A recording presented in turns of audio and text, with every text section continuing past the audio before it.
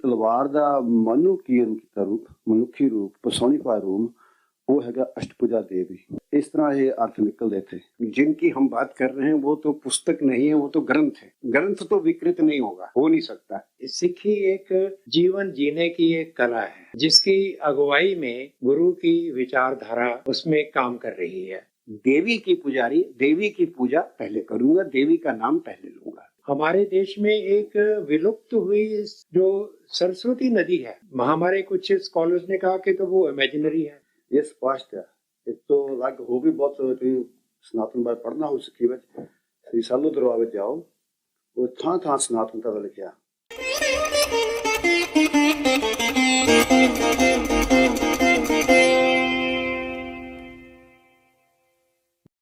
Thank you everybody for joining us today. And the topic we have today is Sanatan Dharma and Sikhi. This is going to be a panel discussion. So as the title says that the four Indic faith systems, Sanatan, Bodh, Jain and Sikh, they all have originated from the same soil, which is the Vedas, and hence have a shared core of human values and concepts. So in this panel discussion with eminent personalities, we will be doing a kind of a comparative study of Sanatan Dharma and Sikhi similarities, their varied interpretations of values and concepts, and their differences. A very warm welcome to all our three panelists today. So Professor Kapil Kapoorji is an academician par excellence and former chairman Indian Institute of Advanced Studies, and he was also the Pro Vice Chancellor of JNU. Gurudev Nidar Singh Nihangji, he is the last surviving master of the Sanatan Shastra Vidya, the ninth Gurudev of Shastra Vidya Akhada, a martial arts school founded in 1661 in Punjab, and the author of several books related to martial history. And Professor Jagbir Singh Ji is the Chancellor of Central University of Punjab, Bathinda. So welcome all our esteemed panelists, and we'll begin with the questions today, which Professor Kapoorji has covered Akal to Khalsa on Sangam Talks. It's a very detailed talk on the background and the similarities between Sanatan Vedic culture and Guru Granth Sahib. And Professor Jagbir Singh Ji also has his scholarship in the Gurbani and the Sanatan background to it. And Gurudev Nidar Singh Ji is, of course, a scholar par excellence. In fact, Mr. MacLeod, who's referred to as one of the topmost Sikh scholars, in his English translation of Prem Sumarag, he has corrected his translation by referring to Gurudev Nidar Singh Nihang's interpretation and translation of the Gul Shastra. So the Akali Nihang Baba Darwara Singh Akhada of Buddha Dal traces its origin to 1661, and an extensive oral tradition is spoken of within the Akhada. And one tradition speaks of how when Guru Hargobind established the first Sikh Shastra Vidya Akhada in 1606, he began the practice of laying weapons out in a specific manner facing the Darbar Sahib at Akal Takht. And so Gurudev Nidar Singh Nihang Ji, we look up to you as an eminent scholar of Sikhi, and we will try to explore that more in our panel discussion today. So my first question I'll put to the panelists is that we all know the Vedant approach of the Sikh gurus, and of course the Guru Granth Sahib is Rig Vedic in its approach. So I would first like to ask this question to Professor Kapil Kapoorji, that in the Krishna Avatar part of Dasam Granth, Guru Gobind Singh Ji in Panna 335 states that At Devi Ju Ki Ustat Kathan, which is the praise of the goddess, and in a few verses then he states, Maina Pratham Ganesh Manau, Krishna Vishnu Kahu Na Dhyau. Then it ends with It Sri Devi Ustat Samap. So some political factions with some ambitions kind of make Arth ka Anarth of these things. I would like you to explain this, please.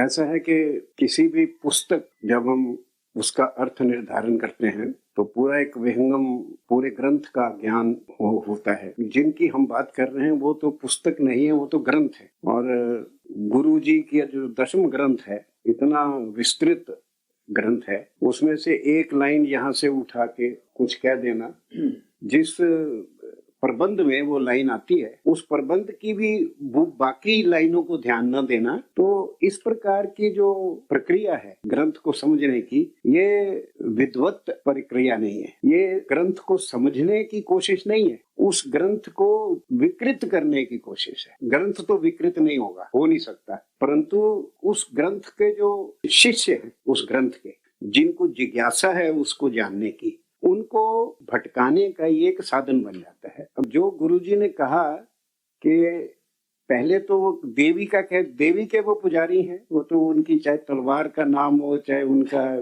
विचित्र नाटक कुछ भी पढ़ो, है ना, वो तो देवी के पुजारी हैं। देवी मतलब शक्ति के पुजारी हैं। उस समय में शक्ति की जरूरत थी। उस वक्त शस्त्र जो था वो शास्त्र को संजो के रखने के लिए, संभालने के लिए आवश्यक था। तो शक्ति के पुजारी थे, तो कहते देवी, वो कहते मैं शुभ अशुभ गणेश या और किसी अर्थ वाला जो देवता है उनकी बात नहीं करूंगा, पहले मैं देवी की करूंगा। इसका मतलब ये नहीं है कि मैं उनको मानता नहीं, मैं इस समय इस परिप्रेक्ष्य में मैं देवी की पुजारी, देवी की पूजा पहले करूंगा, देवी का नाम पहले लूंगा। अब जैसे शेक्सपियर के जूलियस सीजर में जब युद्ध होने लगता है जी, सीजर का और उनका, तो वो कहता है ब्रूटस कि थोड़ी बात कर लें, तो वो एंटनी कहता है वर्ड्स बिफोर ब्लोज, शस्त्र से पहले शास्त्र है। ये समय शास्त्र का नहीं है, शास्त्र का।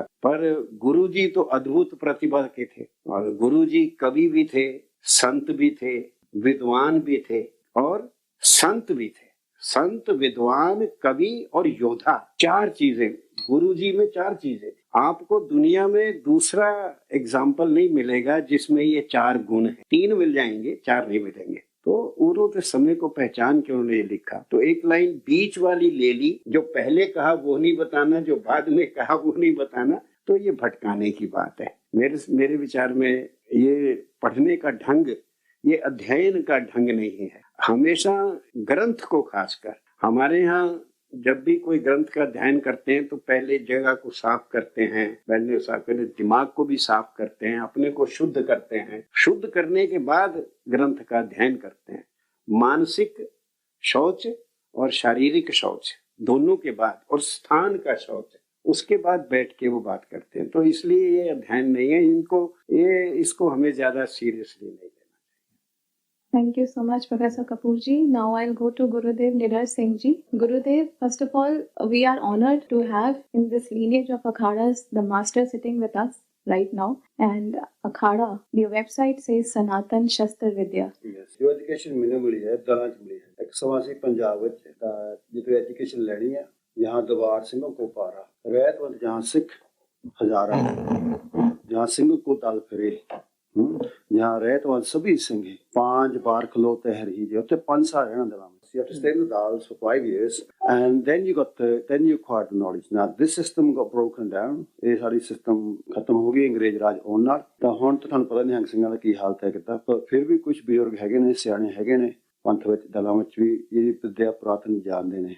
ਜੋ ਆ ਤੁਕ ਹੈ ਇਹ ਸਮਝਣਗੇ ਮੈਂ ਪ੍ਰਥਮੇ ਗਣੇਸ਼ ਮਾਨ ਨੂੰ ਪਿਛੇ ਕਬੂਲ ਤੇ ਆਉਂ। ਇਸ ਦਾ ਸਹੀ ਅਰਥ ਕਰਨਾ, ਇਸ ਦੇ ਹੈਡਿੰਗ ਦੇਖੋ ਤੁਸੀਂ, ये इसका हेडिंग हैगा अथ देवी जी की उस्तत कथन, कि अब हम देवी जी की उस्तति कथन होनी है। और याद मतलब समाप्त करना, वो कहते इति श्री देवी उस्तत समाप्त है। इस तो मतलब जो विषय है द हेडिंग, जब भी आप कोई भी कुछ लिखिए आप हेडिंग देंगे, कुछ क्लैरिफाई करता है कि दिस इज द सब्जेक्ट। तो इतने ये भी लिखा कि इति श्री देवी उस्तत समाप्त, कि इतने हम खत्म हो जाती है। इसलिए जो भी विचार हैगा ये सब देवी की उस्तत है। उस तरह है शस्त्रधारी ने जो प्रथम गणेश माने, हम जिन्ने मतलब अपने पुरातन समय पंडिता उद्घाटन करते, किताबां लिखते, वो या देवी की उस्तत या गणेश की उस्तत करते या सरस्वती की। पर यह हैगा मतलब युद्धमय ग्रंथ। शस्त्र विद्या च भी देवी की पूजा होंगी। कभी ना पूजो मां चंडिका जीवित हूँ मुआ। देवी का अर्थ है शस्त्र, देवी का अर्थ है मतलब वो शक्ति जो मतलब धर्म की पालना करे। इस तरह भी ये समझो वाहिगुरु, वाहिगुरु जो ब्रह्म कह दो आप, ब्रह्म हैगा हुक्मरान, हुक्मरान की शक्ति है उसकी हुक्म विच। जो हुक्म जो है वो है उसकी आदि शक्ति। आदि शक्ति का जो प्रतीक है, रिप्रेजेंटेशन है, वो इस तरह एक इस तलवार है। और तलवार दे मान लो खास करके 8 हथ होंगे ने। हथ लफ्ज हुण ਸੰਸਕ੍ਰਿਤ ਵਿੱਚ ਮੰਨ ਲਓ ਹੈਂਡ ਹੋ ਜਾਂਦੇ ਆ ਤੇ ਅਸ਼ਟਕ ਦਾ ਡਾਰਨਾ ਵਾਰਦਾ ਸਮਟਾ ਤਿਰਛਾ 8 ਹੋ ਗਏ। ਇਸ ਤਰ੍ਹਾਂ ਮੰਨ ਲਓ ਜੋ ਉਹਦੇ ਪੈਂਤਰੇ ਹੈਗੇ ਆ ਯੁੱਧਨ ਫਾਈਟਿੰਗ ਫੋਮ ਉਹ ਮੰਨ ਲਓ ਸੁਭਾਅ ਦਾ ਹੈਗਾ ਫੈਮਿਨਿਨ। ਉਸ ਤਰ੍ਹਾਂ ਲੱਗ ਗਿਆ ਇਸ ਤੋਂ ਫਿਰ ਮੰਨ ਲਓ ਮੰਨ ਲਓ ਅੱਗੇ ਵੱਧਦੀ ਉਹ ਝੁਕ ਕੇ ਜਿਵੇਂ ਸਟੈਲਥ ਵਿੱਚ ਸ਼ੇਰ ਤੇ ਹੁੰਦੀ ਆ। ਇਸ ਲਈ ਤਲਵਾਰ ਦਾ ਮਨੁੱਖੀਨ ਕੀਤਾ ਰੂਪ ਮਨੁੱਖੀ ਰੂਪ ਪਰਸੋਨੀਫਾਈ ਰੂਪ ਉਹ ਹੈਗਾ ਅਸ਼ਟਭੁਜਾ ਦੇਵੀ। ਇਸ ਤਰ੍ਹਾਂ ਇਹ ਅਰਥ ਨਿਕਲਦੇ ਇੱਥੇ। ਤਾਂ ਇਸ ਤਰ੍ਹਾਂ ਮੰਨ ਲਓ ਆਪਾਂ ਕੋਈ ਚੀਜ਼ ਵੀ ਸੰਦਰਭ ਤੋਂ ਮੰਨ ਲਓ ਪਰ ਲਈਏ ਆਊਟ ਆਫ ਕੰਟੈਕਸਟ ਲਈਏ ਤਾਂ ਮੰਨ ਲਓ ਸਾਰੇ ਅਰਥ ਉਹ ਵਿਆਪਤ ਹੋ ਜਾਂਦੇ। ਇਸ ਤਰ੍ਹਾਂ ਹੀ ਪ੍ਰੋਫੈਸਰ ਸਾਹਿਬ ਨੇ ਪੂਰੀ ਤਰ੍ਹਾਂ ਸਹਿਮਤ ਹੈ ਇਸ ਗੱਲ ਤੋਂ ਕਿਉਂਕਿ ਇਹ ਹੈਡਿੰਗ ਹੀ ਸਭ ਕੁਝ ਸਮਝਾ ਰਿਹਾ ਹੈ ਕਿ ਇਹ ਮਤਲਬ ਦੀਵ ਦੀ ਉਸਤਤ ਹੋ ਰਹੀ ਆ ਔਰ ਸਮਾਪਤ ਵੀ ਦੀਵ ਹੋ ਰਹੇ ਆ। ਤਾਂ ਇਹ ਮਤਲਬ ਜੰਗ ਵੇਲੇ ਆਪਾਂ ਪ੍ਰਥਮ ਗਣੇਸ਼ ਨਹੀਂ ਧਿਆਉਂਗੇ ਜੰਗ ਵੇਲੇ ਆਪਾਂ ਕ੍ਰਿਸ਼ਨ ਮਹਾਰਾਜ ਰਾਮਚੰਦਰ ਨੂੰ ਧਿਆਉਂਗੇ।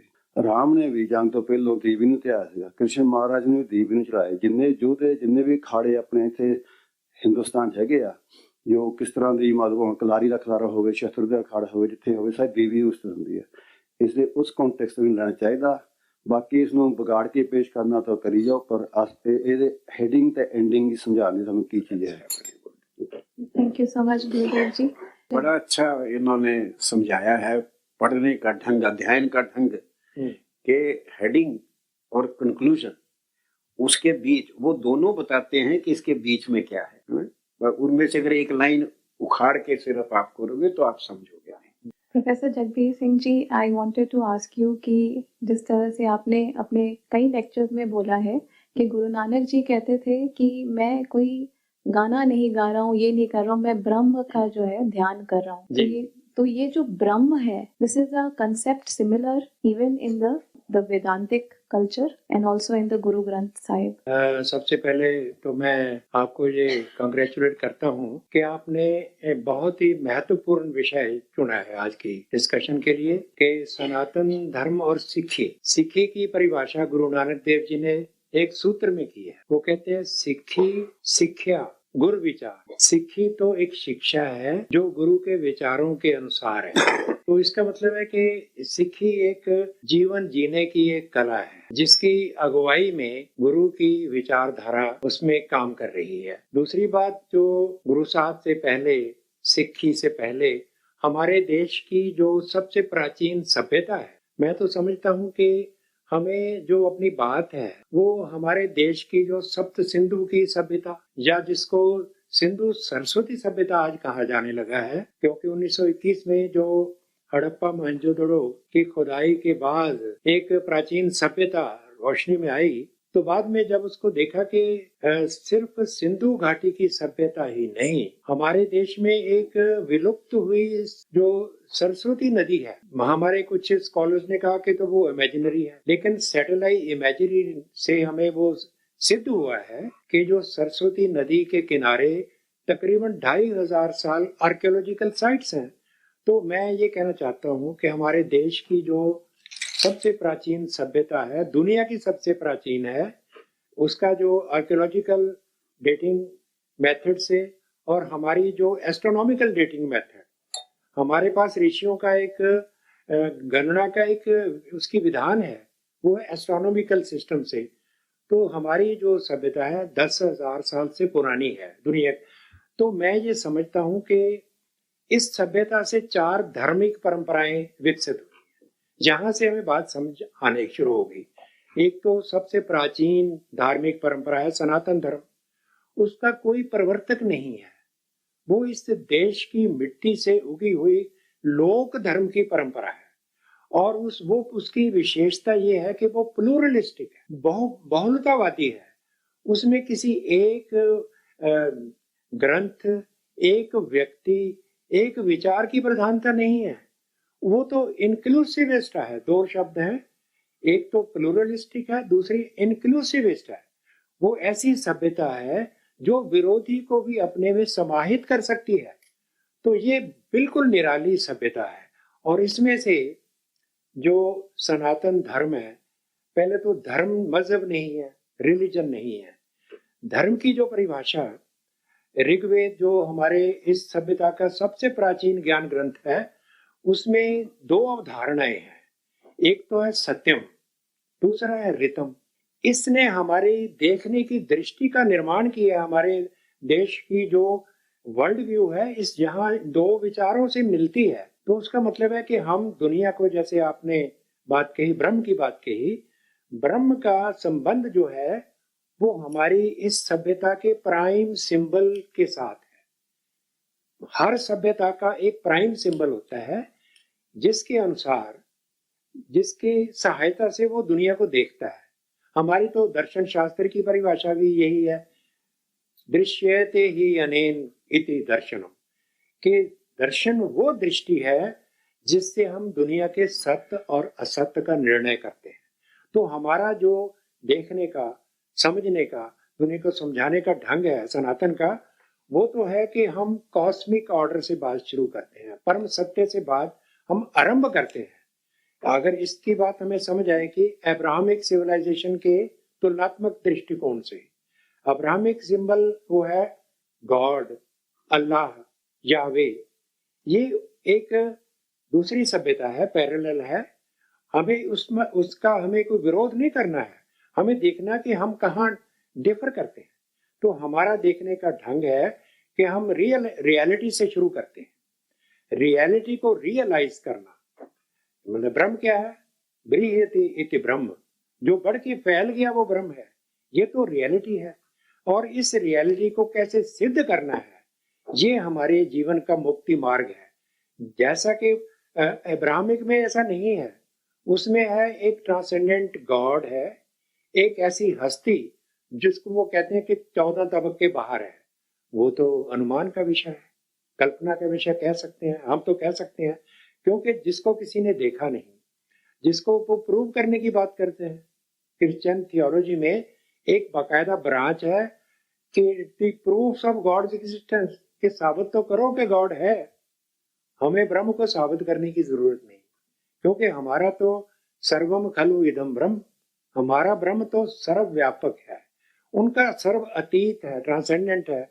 तो ये प्रॉब्लम हमारी ये है, हमारी दार्शनिक जो दृष्टि है, गुरवाणी उसमें पार्टिसिपेट करती है।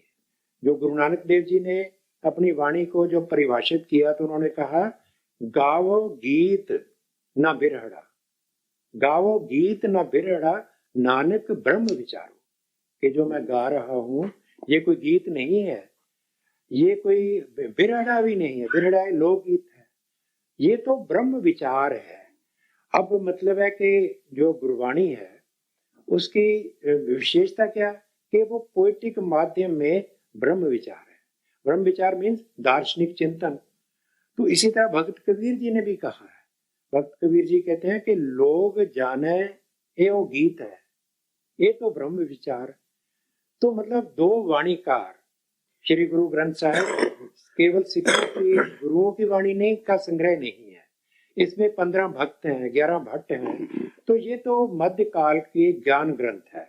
श्री गुरु ग्रंथ साहब सिखों का ग्रंथ है, इसमें हमें ये बिल्कुल हमारे गर्व की बात है। लेकिन ये साथ ही हमारे मध्यकालीन भारत का एक ज्ञान ग्रंथ है, जिसमें हमारी विश्व दृष्टि और जीवन कला, जीने की कला का एक प्रवचन है, जिसमें एक आख्यान है। तो मैं ये समझता हूँ कि आज सनातन और सिखी का जो रिलेशनशिप है बहुत गहरा है।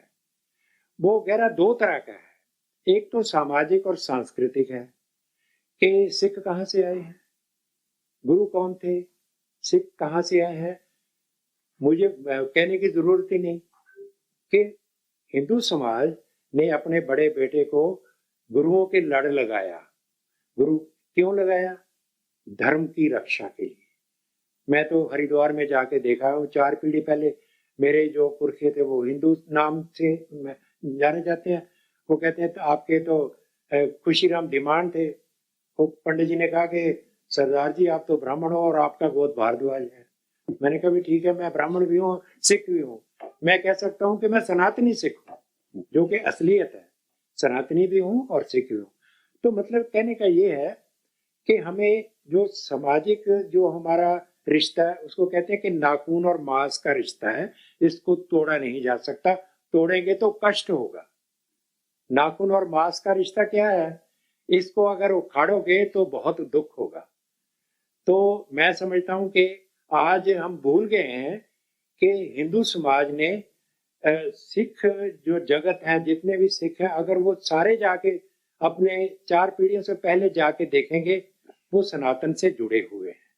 दूसरी बात जो है वो है, वो जैसे मैं शुरू में बात कर दी, मैं अब थोड़ी सी बात करना चाहता हूँ, ज्यादा लंबा समय ले गया। वो दार्शनिक है, वो हमारी सांझ है। दुनिया को देखने और उसको समझने और उसको विचारने का जो तरीका है वो वैदिक काल से शुरू हुआ, वो गुरु नानक वाणी तक आता है। कहोगे तो मैं उसको टेक्स्ट के साथ उसको इलस्ट्रेट कर सकता हूँ। कि जो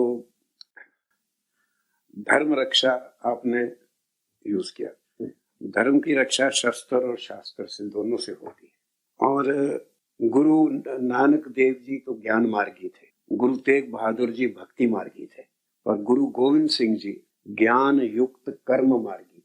उन्होंने शास्त्र की भी रचना की और शस्त्र उठाया। मीरी पीरी गुरु हरगोविंद जी से शुरू हुई थी। उन्होंने पहली बारी शायद निहंग अखाड़े भी सोचे, उन्होंने शस्त्र विद्या सिखाने वास्ते शुरू किया सब तो पहले। ये जरा प्रश्न सीगा छोटा जिहा कि ब्रह्म कि ब्रह्मन कॉन्सेप्ट वेदांत दा वैदिक है ते ब्रह्म विचार गुरु नानक, ਤੁਹਾਨੂੰ याद होएगा उत्थे सुल्तानपुर लोधी जदों बोले सीगे, मैं क्या सारी उम्र गुरु ना बाबा नानक ब्रह्म विचार करते करते ब्रह्म स्वरूप हो गए। क्या हुआ?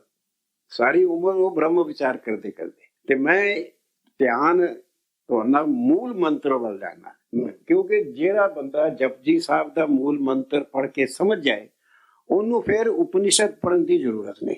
कोई भी उपनिषद, वो मूल मंत्र वाकई मूल है पूरे दर्शन का। एक ओंकार अक्षर ब्रह्म, पूरा अक्षर ब्रह्म एक ओंकार।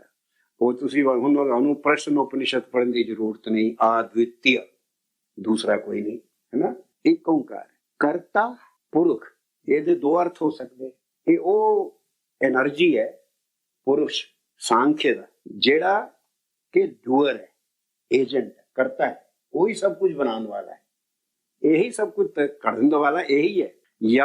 या तुसी कहो कि करता है कि पुरख भी है, करता भी है, डूअर भी है, और उस डूइंग दी एनर्जी भी है, सिद्धांत भी है। निर्भय निर्वैर, ये बाबा जी ने अपने 2 लफ्ज लगाए, निर्भव निर्वैर, निर्भव निर्वैर, निर्भव निर्वैर। ਇਹ ਆਪਣੇ ਨੂੰ ਲਗਾਏ ਉਸ ਸਮੇਂ ਦੇ ਕਰ। ਇਸੇ ਲਈ ਉਹਨਾਂ ਨੇ ਬ੍ਰਹਮ ਵਿਚਾਰ ਨੂੰ ਵੀ ਆਪਣੇ ਸਮੇਂ ਦੇ ਨਾਲ ਸੰਗਤ ਕਰਨ ਵਾਸਤੇ, ਸੰਗਤੀ ਕਰਨ ਵਾਸਤੇ, ਉਸ ਵੇਲੇ ਜਿਹੜਾ ਐਟਰੀਬਿਊਟ ਹੈ ਬ੍ਰਹਮਣ ਦਾ, ਐਟਰੀਬਿਊਟ ਮਤਲਬ ਕਿ ਨਿਰਾਕਾਰ ਸਾਕਾਰ, ਕਿਉਂਕਿ ਬਾਬਾ ਜੀ ਦੇ ਜਪਜੀ ਸਾਹਿਬ ਤੇ ਨਿਰਾਕਾਰ ਬ੍ਰਹਮ ਹੈ, ਔਰ ਦੱਖਣੀ ਓਂਕਾਰ ਜਿਹੜਾ ਉਹ ਸਾਕਾਰ ਬ੍ਰਹਮ ਹੈ, ਸਾਕਾਰ ਬ੍ਰਹਮ ਹੈ। ਤੇ ਉਹਨੂੰ ਨਿਰਾਕਾਰ ਸਾਕਾਰ ਨੂੰ ਜੋੜਨ ਵਾਲੇ ਜਿਹੜੇ 2 ਗੁਣ ਨੇ, ਉਹਨੇ ਨਿਰਭੈ ਨਿਰਵੈਰ, ਨਿਰਭੈ ਨਿਰਵੈਰ। ਤੇ ਇਦਾਂ ਹੀ ਮੈਂ ਜ਼ਿਆਦਾ ਟਾਈਮ ਨਹੀਂ ਲੈਣਾ, ਪੂਰਾ ਮੰਤਰ ਜਿਹੜਾ ਹੈ ਇੱਕ ਵਾਰੀ ਕੋਈ ਜਿਹੜਾ ਆਦਮੀ ਗਹਿਰਾਈ ਨਾਲ ਸਮਝ ਲਏਗਾ ਤੇ ਬਾਬਾ ਜੀ ਨੇ ਉਹ ਬਿਲਕੁਲ ਜਿਹਨੂੰ ਕਹਿੰਦੇ ਨੇ ਰਸ, ਵੇਦਾਂਤ ਦਾ, ਪੂਰੇ ਵੇਦਾਂਤ ਦਰਸ਼ਨ ਦਾ ਰਸ ਉਹਨਾਂ ਦੇ ਮੂਲ ਮੰਤਰ ਚ ਹੈਗਾ। ਹੁਣ ਜਿਹੜੀ ਧਰਮ ਦੀ ਰਕਸ਼ਾ ਜਿਹੜੀ ਹੁੰਦੀ ਹੈ, ਧਰਮ ਦੀ ਰਕਸ਼ਾ, ਧਰਮ ਕੀ ਹੈ? अल्टीमेटली धर्म का मतलब है अपनी सोच, अपनी समझ, जेड़ा साडा वर्ल्ड व्यू है, साडा दर्शन, जिदे अनुसार असी अपना जीवन जीने हैं, उस जीवन जीन दी जिहड़ी स्वतंत्रता है, उस उन्हां विचारां नूं रखण, पालन, संजोण दी जिहड़ी स्वतंत्रता है, ओदी जिहड़ी रक्षा है, वो धर्म दी रक्षा। ओ रक्षा सिर्फ ज्ञान नाल नहीं हो सकती, वो देवी नाल होंदी। Thank you so much, Professor Kapoor ji. ਜੇ ਆਪਾਂ ਸਨਾਤਨ ਲਫ਼ਜ਼ ਲਈਏ, ਹੁਣ ਆਮ ਸਿੱਖਾਂ ਨੂੰ ਇਹ ਨਹੀਂ ਪਤਾ ਕਿ ਗੁਰਬਾਣੀ ਵਿੱਚ ਵੀ, ਗੁਰੂ ਗ੍ਰੰਥ ਸਾਹਿਬ ਵਿੱਚ ਵੀ ਇਸ ਦਾ ਜ਼ਿਕਰ ਹੈ, ਅਬ ਮਨ ਉਲਟ ਹੋਇਆ, ਅਬ ਮਨ ਉਲਟ ਸਨਾਤਨ ਹੁਆ। ਇਹ ਕਬੀਰ ਜੀ ਦਾ ਲਫ਼ਜ਼ ਹੈ। ਇਹ ਤੁਸੀਂ ਮੰਨ ਲਓ ਪੇਜ ਨੰਬਰ ਦੇਖ ਲਓ 327 ਤੇ ਦੇਖ ਸਕਦੇ ਆ, ਅਬ ਮਨ ਉਲਟ ਹੋਇਆ, ਉਲਟ ਸਨਾਤਨ ਹੁਆ। ਅੱਗੇ ਜਾ ਕੇ ਭਾਈ ਗੁਰਦਾਸ ਜੀ ਵੀ ਹੈਗੇ ਆ, ਨੌਜਵਾਨ ਤੇ ਲਿਖਦਾ ਹੈ, ਮਤਲਬ ਇਹ ਵਾਰ 181 ਆ ਭਾਈ ਗੁਰਦਾਸ ਜੀ ਦੀ। गुरमुख सुख फल जाकत पे उल्टी तन सनातन मन उन मन माने है। कि मान लो गुरमुख फल, गुरमुख का फल छकते हुए साਡਾ ਧਨ ਹੈਗਾ, ਇਹ ਸਾਡਾ ਮਨ ਹੈਗਾ, ਸਨਾਤਨ ਹੋ ਗਿਆ। ਉਪਰਾਮ ਹੋ ਗਿਆ ਮੰਨ ਲਓ ਦੁਨੀਆ ਤੋਂ। ਇਸ ਤਰ੍ਹਾਂ ਮੰਨ ਲਓ ਹੁਣ ਸਭ ਲੋਕ ਗ੍ਰੰਥ ਵਿੱਚ ਤਾਂ ਇਹ ਤੋਂ ਵੀ ਸਪਸ਼ਟ ਹੈ। ਹੁਣ ਆਮ ਤੌਰ ਤੇ ਕੋਈ ਗ੍ਰੰਥ ਸਾਹਿਬ ਨੂੰ ਕੋਈ ਡਿਨਾਈ ਨਹੀਂ ਕਰਦਾ, ਕੋਈ ਵੀ ਸਿੱਖ ਹੋਵੇ ਗੁਰੂ ਮਹਾਰਾਜ ਨੂੰ ਕੋਈ ਡਿਨਾਈ ਨਹੀਂ ਕਰਦਾ ਕਿ ਸਾਡੀ ਬਾਣੀ ਨਹੀਂ ਹੈਗੀ। ਭਾਈ ਗੁਰਦਾਸ ਨੂੰ ਵੀ ਕੋਈ ਡਿਨਾਈ ਕਰਦਾ। ਖਾਸ ਕਰ ਸਭ ਲੋਕ ਗ੍ਰੰਥ ਨੂੰ ਨਿਹੰਗ ਸਿੰਘਾਂ ਚ ਮੰਨ ਲਓ, ਨਿਰਮਲਿਆਂ ਵਿੱਚ, ਉਦਾਸੀਆਂ ਵਿੱਚ, ਜੋ ਪੁਰਾਤਨ ਜੋ ਆਪਣੇ ਆਪ ਨੂੰ ਸਨਾਤਨ ਕਹਾਉਣ, ਉਹਨਾਂ ਚ ਸਭ ਲੋਕ ਗ੍ਰੰਥ ਸਾਹਿਬ ਉਹਨਾਂ ਸਤਿਕਾਰ ਹੈ ਜਿਤਨਾ ਦਸਮ ਦਾ ਔਰ ਆਦਿ ਦਾ। ਗੁਰੂ ਗੋਬਿੰਦ ਸਿੰਘ ਮਹਾਰਾਜ ਸਪਸ਼ਟ ਲਿਖਦੇ ਨੇ ਸਭ ਲੋਕ ਗ੍ਰੰਥ ਵਿੱਚ, ਸਨਾਤਨਤਾ ਮੇਰੀ ਪ੍ਰਭ ਸਫਲ। ਇਹ ਪ੍ਰਭੂ ਜੀ ਮੇਰੀ ਸਨਾਤਨਤਾ ਸਫਲ ਹੋ ਜਾਵੇ, ਸਕਸੈਸਫੁਲ ਹੋ ਜਾਵੇ, ਸਾਰੀ ਦੁਨੀਆ ਵਿੱਚ ਸਕਸੈਸਫੁਲ ਹੋ ਜਾਵੇ। ਇਹ ਸਪਸ਼ਟ ਹੈ। ਇਸ ਤੋਂ ਅਲੱਗ ਹੋ ਵੀ ਬਹੁਤ ਤੁਸੀਂ ਸਨਾਤਨ ਬਾਰੇ ਪੜ੍ਹਨਾ ਹੋ ਸਿੱਖੀ ਵਿੱਚ, ਸ੍ਰੀ ਸਾਲੂ ਦਰਬਾਰ ਵਿੱਚ ਜਾਓ, ਉਹ ਥਾਂ ਥਾਂ ਸਨਾਤਨਤਾ ਦਾ ਲਿਖਿਆ। ਬਾਕੀ ਜੇ ਆਪਾਂ ਦੇਖੀਏ ਕਿ ਸਨਾਤਨ ਜੋ ਹੈ ਇਸ ਦਾ ਮਤਲਬ ਕੀ ਹੈ, what it means to be Sanatan, what it means to be not ਸਨਾਤਨ, ਕੀ ਮਤਲਬ ਹੈ, ਕੀ ਅਰਥ ਹੈ। ਸਨਾਤਨ ਵਿਚਾਰ ਇਹੀ ਹੈ ਕਿ ਜੋ ਵਾਹਿਗੁਰੂ ਹੈ, ਬ੍ਰਹਮ ਹੈ, ਉਹ ਜੋ ਵਿਚਾਰ ਹੈ ਬ੍ਰਹਮ ਵਿਚਾਰ, ਉਹ ਸਦੀਵ ਹੈ। आज सच है, जगत सच है भी सच है। वो कदम फर्क नहीं पा जो विचार धुरों चलती आँदी हुण तक है। ये शब्द आउंदा एक गुरु ग्रंथ साहिब विच पन्ना 1390 ते चल जाओ, सतयुग ते मानियो छल बल वावण पयो। कि सतयुग विच मानियो ये मनन नहीं कहंदा कि सतगुर कौन सीगा, उस विच सीगा वावण, हुण बल नूं छलिया। त्रेते ते मानियो राम रघुवंश कहायो। कि त्रेते विच वही सतगुर राम दा रूप धार गए ਤਾਂ ਉਸਨੇ ਆਪਣੇ ਆਪ ਨੂੰ ਰਘੁਵੰਸ਼ ਕਹਾਇਆ। ਦੁਆਪਰ ਕ੍ਰਿਸ਼ਨ ਮਰਾਰ ਕੰਸ ਕਿਤਾਰਥ ਕਿਓ। ਕਿ ਦੁਆਪਰ ਵਿੱਚ ਉਹੀ ਸਤਿਗੁਰ ਨੇ ਆਪਣੇ ਆਪ ਨੂੰ ਕ੍ਰਿਸ਼ਨ ਮਹਾਰਾਜ ਕਹਾਇਆ। ਤਾਂ ਉਹ ਮੰਨ ਲਓ ਮੁਰਾਰ ਮੁਰਦ ਰੈਂਤ ਨੂੰ ਔਰ ਮੰਨ ਲਓ ਕੰਸ ਨੂੰ ਖਤਮ ਕੀਤਾ। ਉਗਰਸੈਨ ਕੋ ਰਾਜ ਅਵੇ ਭਗਤ ਨੂੰ ਜਨ ਦਿਓ। ਉਗਰਸੈਨ ਨੂੰ ਰਾਜ ਦਿੱਤਾ ਤੇ ਗੁਣ ਦਿੱਤੇ ਭਗਤਾਂ ਨੂੰ।